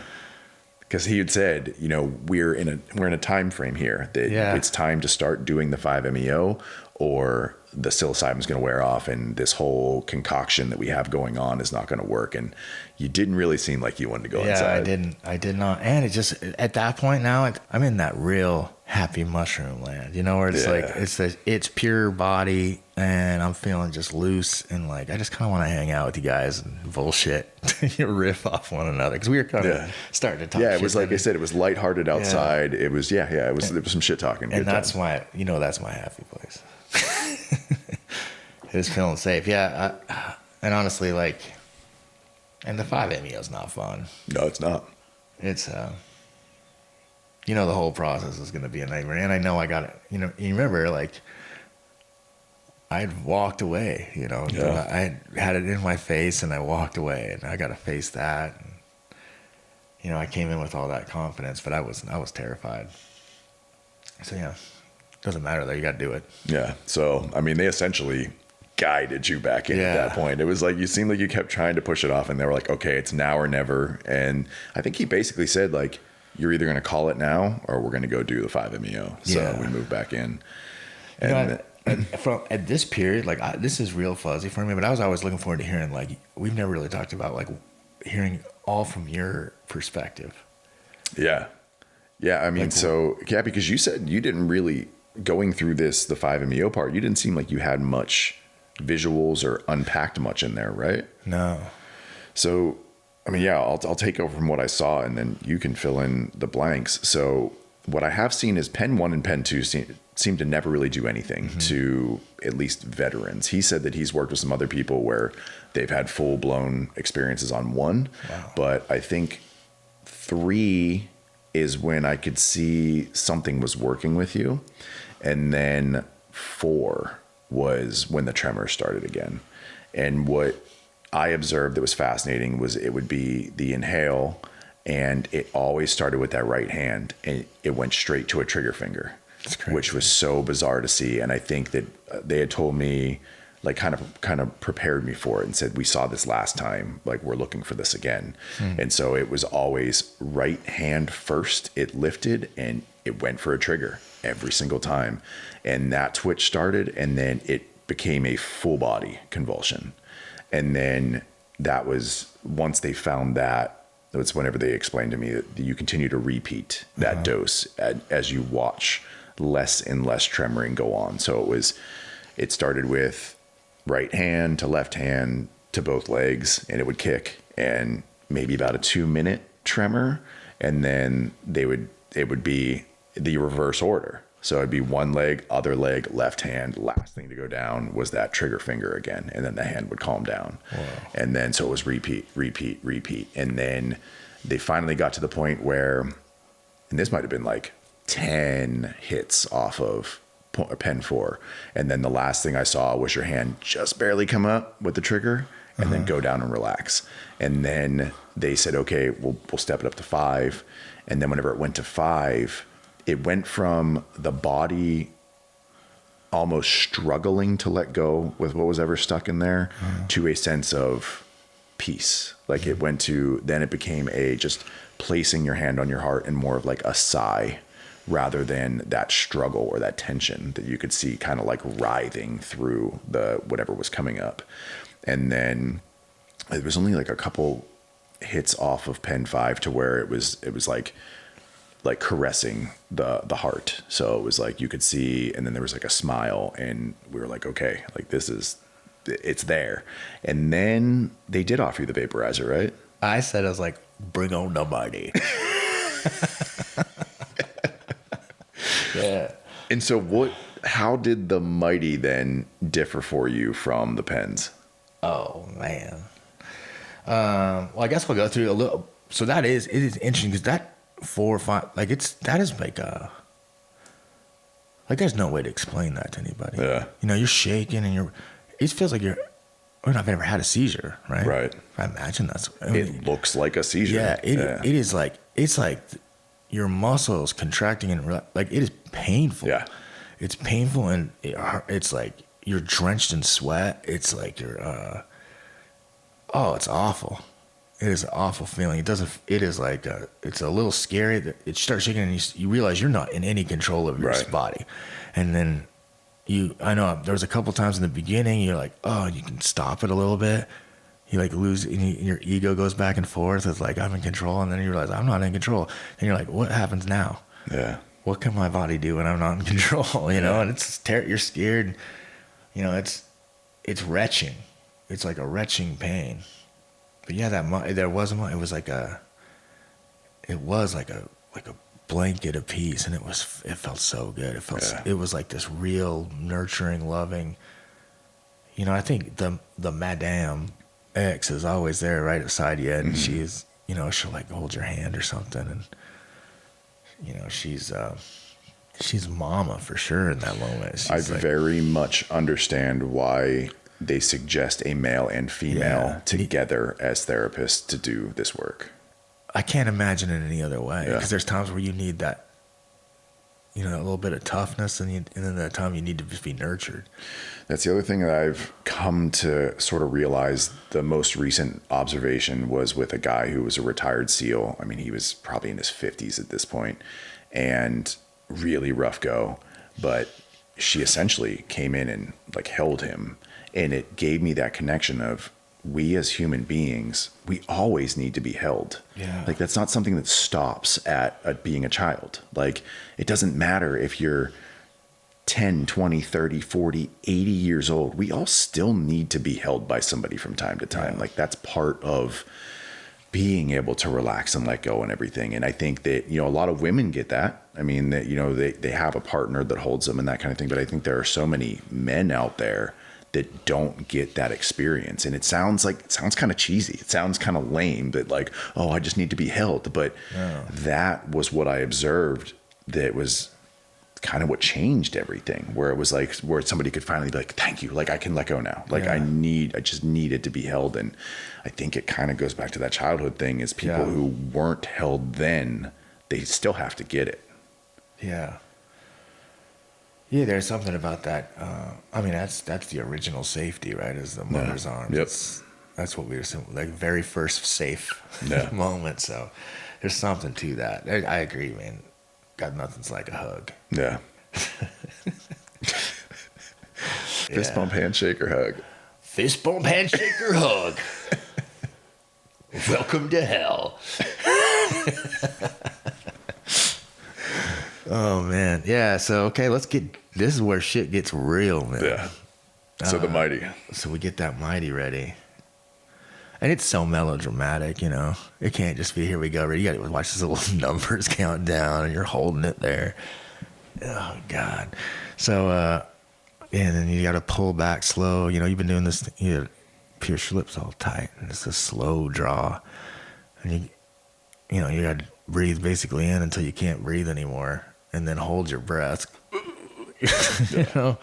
So I do that, and, you know, you kind of feel yourself exhaling, but you pretty much don't exist anymore at that point, you know? You got a mask on, but that is the craziest feeling. I can't believe how powerful that shit is. Yeah. Just full dissolve into nothing.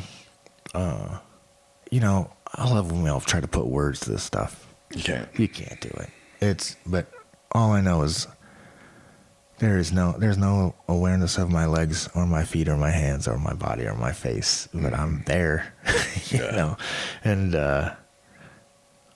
I'm in, it was, at first it felt like I was kind of traveling, like it's pitch black. I didn't get the white. I got this pitch black, dark black, but it felt like I was going somewhere. In fact, I kind of sensed like it was like movement. And then it started getting darker. And it's hard to make pitch black darker, but it found a goddamn way. And it got darker and darker and darker. And suddenly it was like I was suspended. I'm going to try to metaphor it out. You ever see Interstellar? Mm-hmm. You know, he's in the black hole, and all of a sudden all the sound's gone? Yeah. Because there was music playing, but then the sound's gone. Right. And it was just like... Yeah. You know? Yeah. Dude? And it's like... that's kind of how it felt, like, but without a body. Yeah. And I'm like, this is fucking terrifying. Yeah. And I'm like, but I'm not scared. This is weird. And I wonder if it's because of the MDMA and psilocybin, because I was terrified whenever I thought that I was dead. Maybe. Now, everyone's like, oh, I got these messages. Mm-hmm. That's another one for me. That's that magic eye painting, right? Yeah. So then I'm like, realize I'm having this full on argument with my own, let's call it the ego in my head, right? And we're like, oh man, am I supposed to, everyone's supposed to meet God at this point. Is this God, or am I just stuck in this blackness?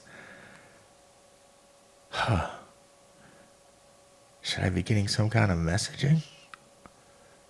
And then all of a sudden I just felt like the most euphoric and powerful, loving feeling I have ever felt. Like, I didn't even know what this was. It was love on another level. And I'm like, oh my God, it's the love of God. I'm not, you know what I mean? I'm not the most religious person, right? I'm like, it's the love of, this is it. This is that love. I'm at one or whatever. And then man's like, no, it's not. Now I'm starting to realize, oh wait, is that the messages? Or is that me? So if I could just stop being a shithead and arguing with myself and just listen, but this is what's going back and forth. Oh, is this love? Is this God's love? No, this is your love. This is what you're capable of doing. This is what it feels like when you love yourself. Oh boy. If there's a message, I was the one, my head or whatever, I don't know, but it was, man, that was powerful. And I just kind of sat in that for a moment and felt it. I think I went in with we set intentions or whatever, and I was like, dude, I just want to be okay with whatever it is. I want to stop trying to figure everything out. I could just start off something simple, like let my mind be at ease with whatever it is. And that's where remembered that. And I was like, okay, I'm just going to feel what it feels like to love myself then, because everyone's always like, you got to love yourself first. And I'm like, go fuck yourself. I'm never going to love myself. I love myself, totally, and I love you too, Yeah. We all know that shit ain't real, so I'm in there just loving on myself. And the thought was just like, hey, that other love you're talking about, there's no difference, right? It's love in the universe. It's love for ourselves. It's all the same fucking thing. And, man, it's so crazy right in that moment. You forget that you had a life. You know what I mean? You're not in there thinking like, oh, I get back and wait to tell my friends, or like, right. I can't wait to, it doesn't come about reality anymore at all. You're just, oh my God, this is amazing. Yeah. That was my feeling when the whiteout happened, is like, I tried so hard last minute to hold on to who I was and not die. And then felt that love and was like, oh, this is what death is. And this is amazing. And then it was like, that I've never felt that overwhelming sense of love like that ever. And then it was just like, oh yeah, that life that I was trying so hard to hold on to, it doesn't matter. This is what matters. Love is what matters. And then did you watch Hamilton's Pharmacopoeia when he does 5-MeO? No. But so it's a really good episode, and he does it really sketchy right next to like a creek bed, but he lays down, and for like 5 minutes straight he just goes love, love, love, love. And I was like, it was weird to watch prior to doing 5-MeO, and now I'm like, I get it. Yeah. I mean, like it all totally makes sense now. It's hard to believe there was a human going through it. Yeah. Like it's so funny because like that experience exists with you watching me just laying on a couch. Right. You know what Yeah. I mean? It looked like you were asleep. You know what I mean? Like it's because at that moment you're out, you're gone. And I would love to see, I mean, I'm sure it's been done already, but I would have loved to see what your vitals were at the time, because it's like, realistically, I wouldn't be surprised if you were flatlined for a little bit and then it came back. I mean, I know that that's not the case, but maybe it really is a temporary death of sorts. I don't know. I think you kind of slowly you come back to life. Oh yeah. Yeah. It's not that long, but it also, there's no sense of time, right? So it feels like, man, I think about that time. Like it's weird because I can still picture all of that in my head. I have a pretty good feeling of it. It's powerful. Yeah. It doesn't seem like a day or an hour. It just, I don't want to sound too metaphysical, but there is no real time attachment to it. Right. When you did return, did you pop the eye mask up to see what was going on? And what did you see? As soon as you started feeling my body. Yeah. It was weird. It was really visual. Yeah. Really visual. Like it was like I could see Professor X and Madame, their silhouettes or whatever, but then the background was all space. And it was trippy. It was like I was slowly fading back into reality, and now I know it's like psychedelics. I'm just like really kind of enjoying that feeling, and I feel the best I've ever felt. Yeah. That was So that feeling, did that linger? Yeah. For how long? We pushed the envelope a little that night, right? Because we came right out and we did ketamine. Oh yeah, that was that night. Yeah. So let's do them all. Yeah. Yeah. Okay. So yeah, we wrap up with you. Well, they wanted me to go again. I was like, no, I got it. Yeah. Yeah. Exactly. Yeah. When you reached where you needed to reach. I mean, that was the same with me. It was, I didn't even need to go to Penn 6 because I was like, I got everything I wanted to learn from this. I'm good. You've done so much work though. Yeah, for sure. I mean, I do really feel like 5-MeO was like a graduation for me, that it was like so much prep work and that was the final thing. Not to say that I'm done, but I mean, I don't have a calling back to 5-MeO at this point. But so yeah, how do you feel? Because that was my first ketamine experience. Had you done ketamine before? No.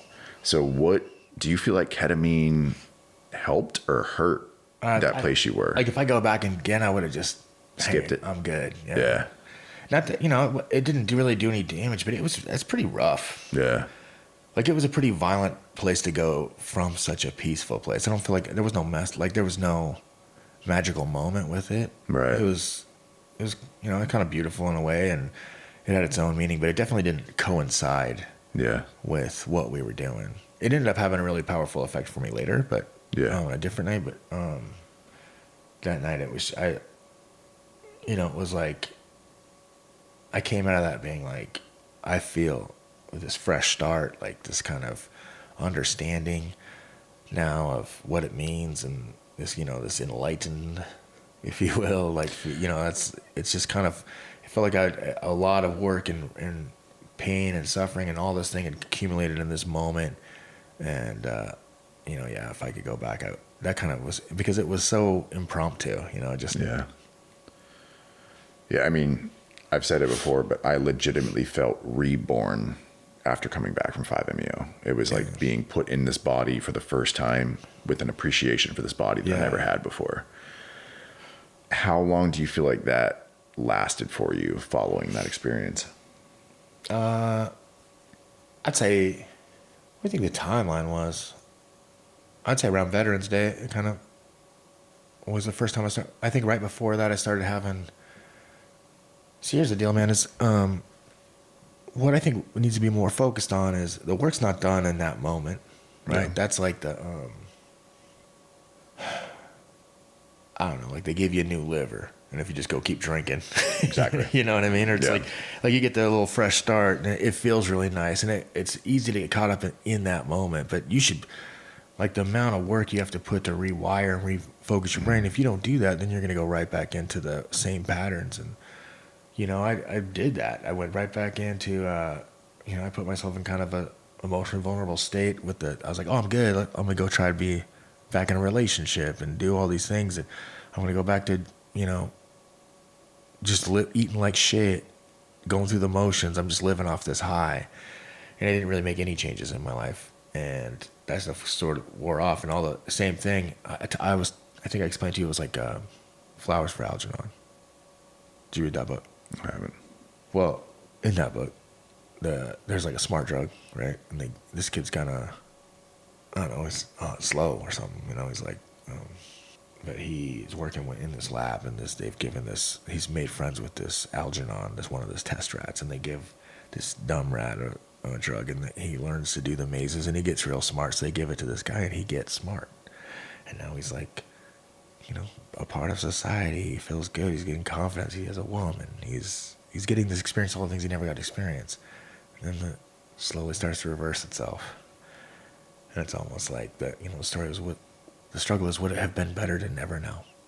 Yeah. You know, and that's kind of how it felt. It was like I was living this life where I was like suddenly full of hope, and I wasn't having bad thoughts, and I felt like I deserved it, and I was loving myself. You know, I was saying it out loud, which, look, if I had never said that, you know, and then, you know, it just takes one little bad thing happens, like, oh man, see, here it comes. It was this karmatic thing. Even no matter, every time I try to get happy, it's going to come back and get me.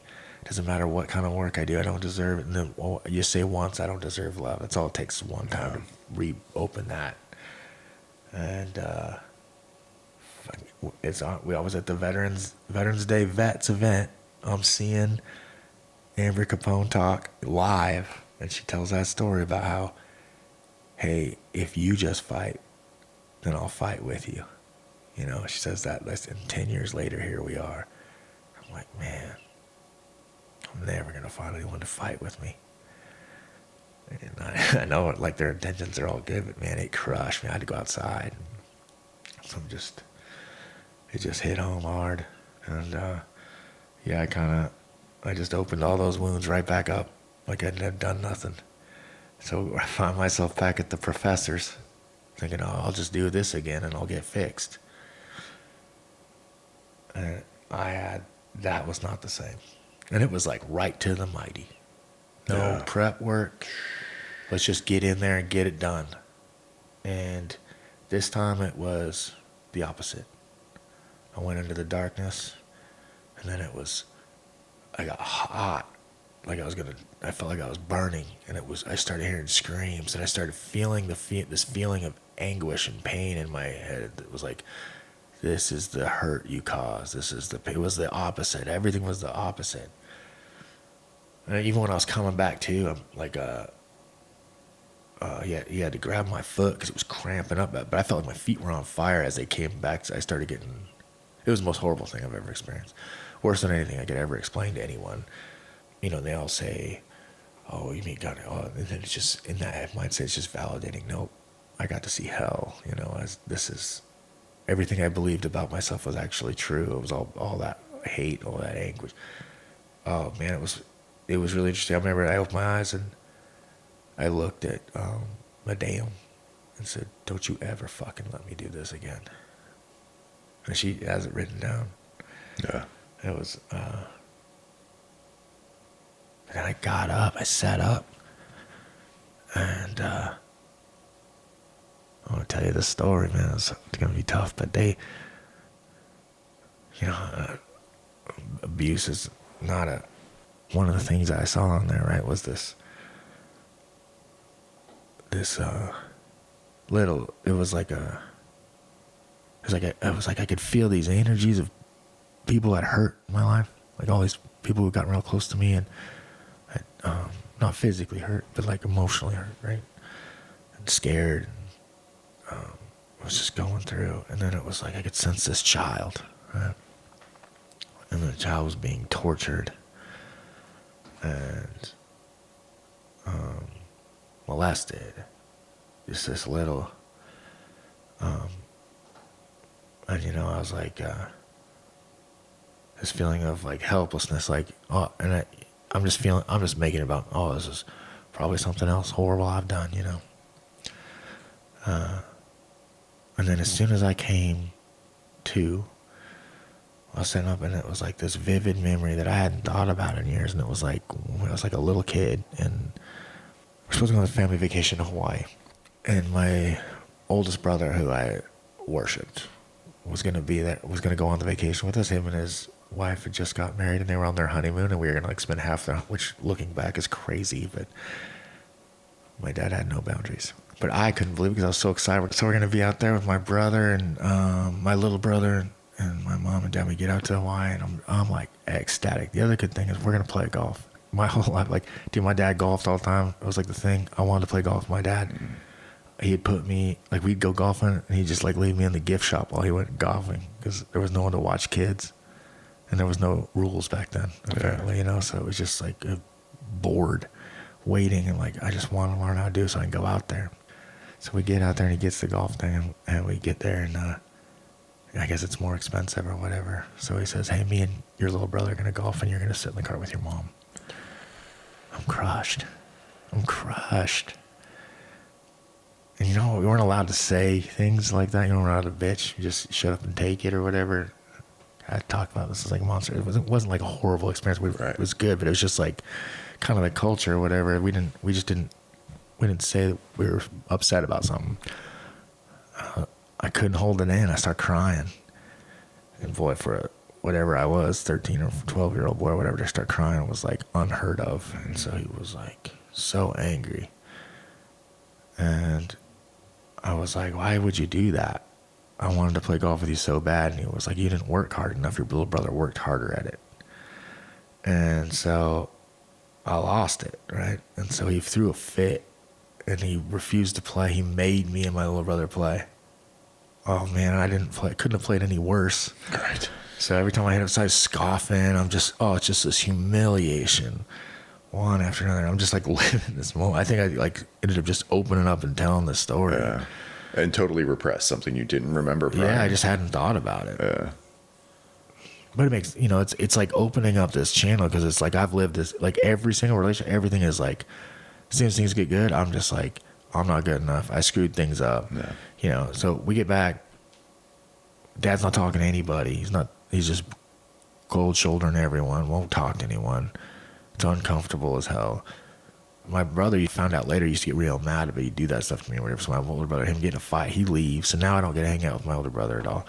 Everything we're doing is just like uncomfortable. And I just felt like I didn't think once during that whole time, oh, my dad's an asshole. I thought, you ruined it. I ruined the fucking vacation. All I had to do was just keep my mouth shut. And that was a big eye-opening moment. Now, it took a long time for me to look back at that moment and like learn from it. I was so caught up in that horrible experience. All I was thinking was I was going to hell. Right. But then it was just like weird that I was like, also, let me tell you this story. I think that, especially you going through this, like going through something like that stuff's got to happen on a regular basis. It's dangerous. Because I went home like, man, maybe like it was almost more scary than any of the times, right? Like, yeah. And they said they were trying to say it was because of this method that we used or whatever, this different method of Straight to the vaporizer. It wasn't even a vaporizer. It was like they used argon or something. It's really weird. They said they only didn't use, they sent it back or something. But it was like it almost looked like a gravity bong type thing. Okay. And they would use argon so that there was no oxygen in it, and as they burned it, it like filled up like a tube.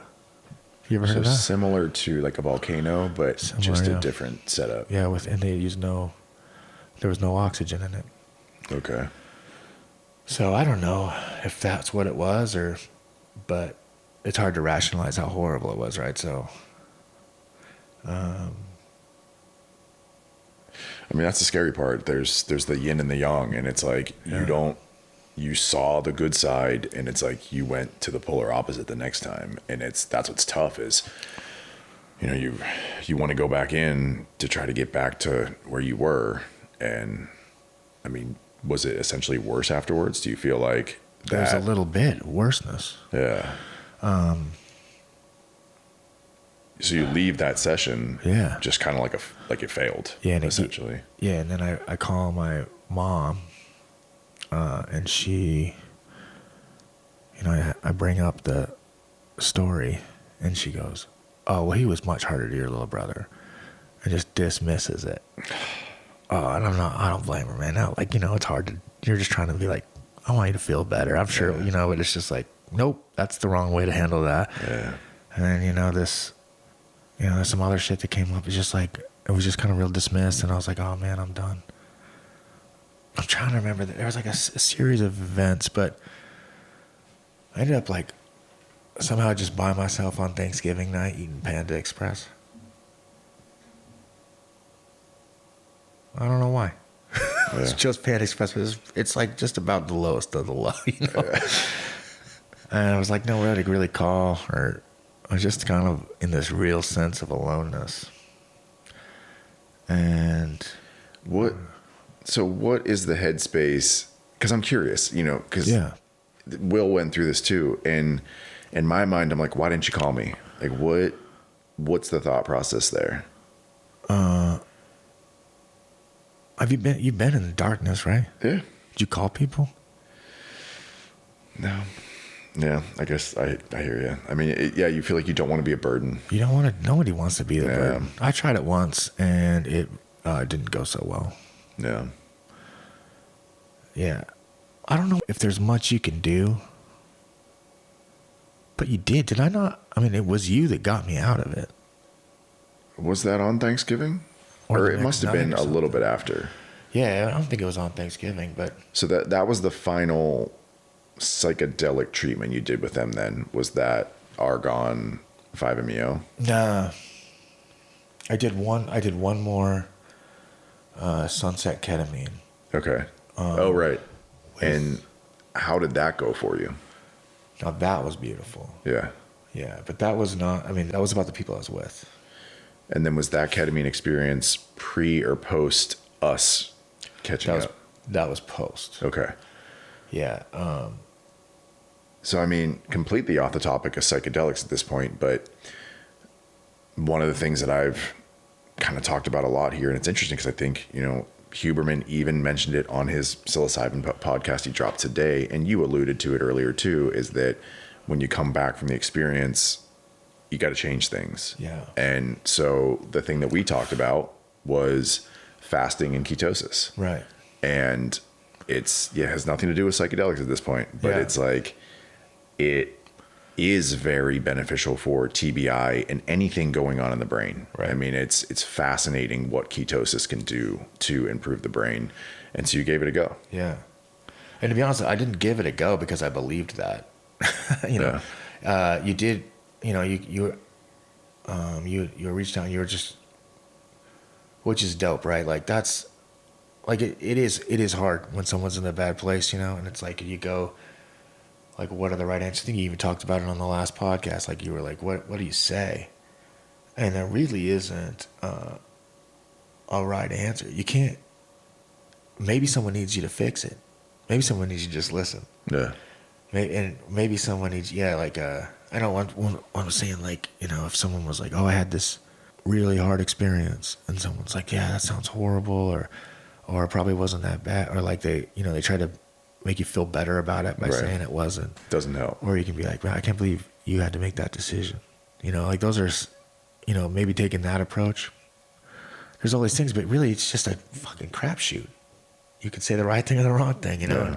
And maybe that's where we listen to that vagus nerve tell us what to do, you know, like gut instinct. But I was feeling at the time like, you know, I knew that I had fucked up the opportunity by not doing anything in my life and changing. And I know that I have all these ambitions still. And when I was younger, you know, when I do things, I was like, I set out to do something, I did it. Mm-hmm. Not kind of like how you feel.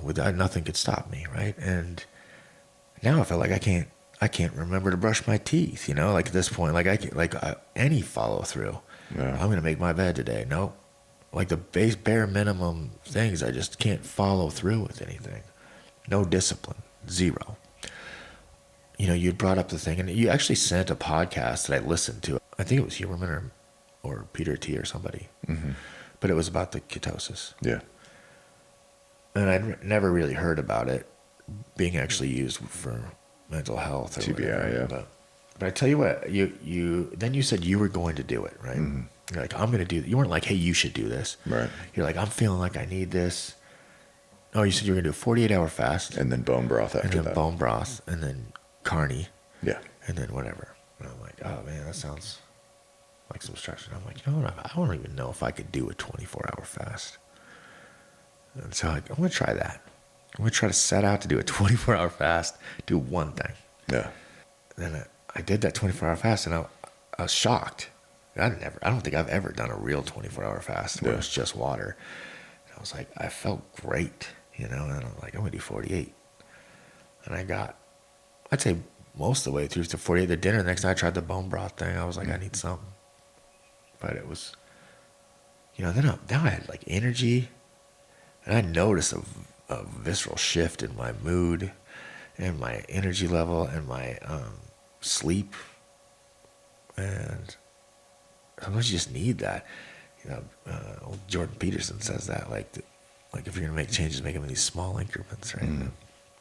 I think I did that for about a week. I was just carnivore, and boy, I was not healthy when we started. So man, I started dropping weight. I started feeling better. I think, and that's when I went and I reached out during that same time. I reached out to another guy who's a Navy SEAL, and then this was like, hey, we need, like, how are you doing? He was kind of struggling too. He was going through some stuff, and this that we both met, who was a Marine, was also out there doing the program, and so I went to do the Sunset Ketamine with the two of them, and it was, you know, that's a really interesting thing because you start with the people, you're kind of connected to these people, right? And there's an intention as you watch the sunset. You kind of lose. You have to stay grounded by staying connected because you can't associate, right?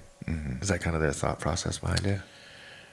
I've never really heard their explanation for it. Oh. I think what I gathered was just that when you experience ketamine in nature, in sunset, where everything just has a beauty to it, that it seems to be able to snap any suicidality that may be there.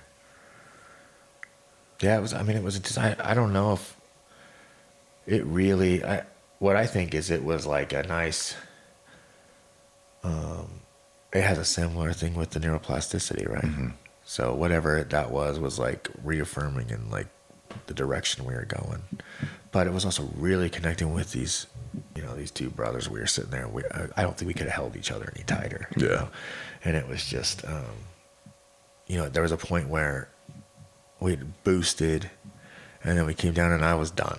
I was ready for it to be over, and they went for more. And then I just sat there in a sober sense, just holding them and kind of getting to see that, like probably what you saw, some of that outside perspective. And there was something that felt like almost like a little bit of a crossover, you know.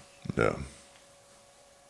And that was pretty much it, right? Yeah. I mean, how long has it been since that ketamine ceremony? That was just like right after, like end of November. So, I mean, some time has passed. Yeah. And I mean, how you feel now? I feel great. Yeah. I've lost, 50 pounds. I've stopped smoking. I mean, you just look so much healthier. Yeah. You look so much brighter. And I always wonder, like, do I need to go back? Because, like, to get back on the horse. But there's really isn't. It feels like, it feels like I saw the yin and the yang. Yeah. And the good and the bad. And, there's been, like, some integration work, like, that horribleness is impossible to, like, you couldn't, like, these are the things you're saying you're feeling, but it's not survivable, right? Like, like no one could really harness that kind of negative energy. So maybe there was, like, just a little lesson of, like, or you can keep treating yourself this way or treating you good. There's a lot of fun little lessons you can pull from it, whether there's means, but I feel good about the role it played. It did kind of take me down to a place where I had to forcibly make some changes and I had no one to lean on. Yeah. Like the only person that reached out was Sean. What's up, baby? But how do you feel like your connection is now with your daughter? It's unbelievable. Yeah. Yeah. We did a trip back to, oh man. Boy, you were like, he hasn't cried yet. I'm going to get him. No, we're going somewhere with this, but I'll let you finish. Yeah, oh man, it's pretty powerful. I don't feel any of that anymore. Like I don't connect it. It's just not there. I know those events happened but there's no association between the two. And we did a trip she brought her friend and we went back to Utah.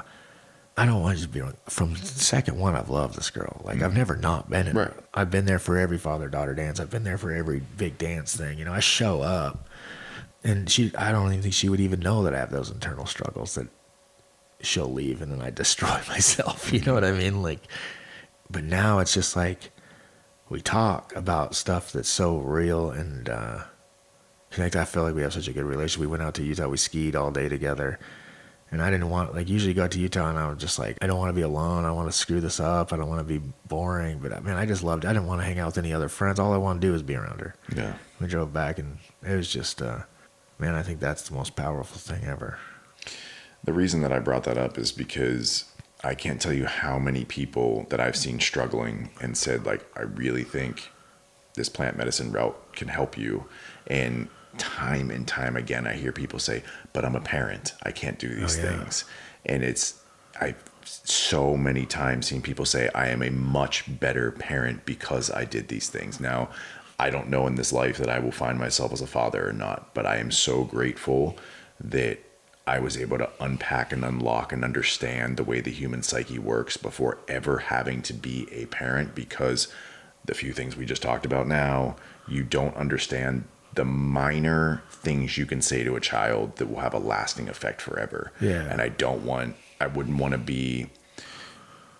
to have to go through this now and then be like, shit, my kid is going to be 30 years old doing these things, to have to unpack some of this shit. And I mean, don't get me wrong. I think you can get ahead of that as a parent, and you can be like, hey, you remember this time that happened? I fucked up. And I'm sorry about that. We got some podcast people like, and then my dad said.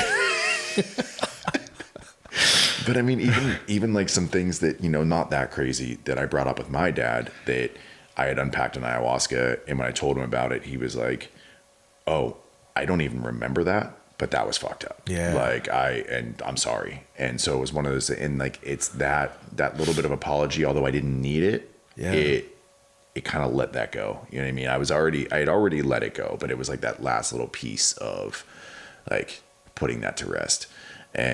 But it was, even, so the Marine who joined you on that last ketamine ceremony, when he did it with us that first time, first thing he did was call his daughter. Yeah. And he said, I need to see my family. So it's like so many people, if they didn't have a reason to live, even having kids, that kid became that reason to live, and they are a better parent for it. So I don't know. I just hope this message finds anybody out there that's hesitant to do this because they're a parent and they're worried about changing who they are or something like that. It's like, you're going to change yourself for the better. No one changes themselves for the worse. Absolutely. Yeah. I mean, if anything, it just gives you clarity on what's important. Right. Priorities. Yeah. And it just maybe allows you to open up channels of love you didn't have before. Mm-hmm. It's not going to close them. Yeah. Shit. What do I know? It might close them. The one thing I found out through this whole thing is I know nothing. Yeah. So. Yeah. And I don't think there's ever getting an answer to everything here. Yeah. I mean, it really does feel like tapping into that source, whatever you want to call it, that it kind of gives you a leg up. It does really kind of feel like that's what that unplugging from the matrix or waking up is, but it doesn't give you anything. We will never know. I don't think there's any way of knowing what comes when this ends. And I think it's cheating if you were to know, or you wouldn't be able to really take advantage of life on this earth if you knew what the past life was or what the future holds for all of us. And there's that Eastern philosophy coming back out. Get it? Yeah. Okay, let's do aliens now. But no, man, I feel like I don't Got know. it all? Yeah, like I said, I was really stoked to do this one because it shows that it's not a one and done. You know what I mean? Yeah. This was 5 Amio ceremonies, Yeah. 2 ketamine sprinkled in there, and that just goes to show like there's a lot of different ways that this can be done. There's so many different therapeutic approaches and different molecules and all that kind of thing. But I think regardless of which route you go, it's never one and done. Yeah. And so there's a lot of work that can be done. And again, even though you went to the heaven realm and came back and were on top of the world, there was still some stuff that needed to be unpacked. Oh, yeah. And I think that it was, even though that was super difficult going back in, and it really does seem to be like those ones that suck to where you Yeah. say, don't let me do this again. That used to be a chalkboard wall right there, and I wrote on there, don't ever do mushrooms again. Oh, really? After one of my experiences, and then erased Yeah. it the next day and did mushrooms again. But Get it. but it's those difficult experiences that I feel like I learned the most from. Yeah. And I think that if you hadn't unpacked that golfing experience, Yeah. that like it would have just stayed in there and festered and became something again. Yeah, and I think it gave a little self-awareness, and I think that I also think the darkness actually in that place got me to, it wasn't a darkness with a weakness. It felt defeated, and then it was like I found some strength within that out of the aloneness. Like there was no one I could call and feel bad for me. Right. There was no one I didn't want to. It was too embarrassing at that point to reach out to anyone else and be like, "Oh, it happened again. Feel sorry for me." There was none of that energy. It was like I got to do something, and I think that was a lesson I needed to learn because I had gotten so caught up in that, and that's still a problem. Like it's not. I still got work to do. Yeah. I'm gonna have to get in something, but I'm still learning about myself. But I do notice it. Like I'll get into it's like such an ingrained thing now to start to feel sorry for myself, and it is not a purposeful manipulation, but it is like trying to make people see me and feel bad for me or something. I don't know what that is, but I'm super hyper aware of it now. And even when it starts, I kind of try to take myself out of the situation, but it makes me nervous. But I think the good news is now I got a real awareness of where some of that comes from. And there's probably more stuff to learn from that child and more things to forgive them and myself for. I think it's a good place to call it, man. Let's do it. Yeah. Thanks so much for coming on and doing this. Dude, thank you for everything. You've been a nice little light through this whole thing, and I love you. Love you too, Bradley.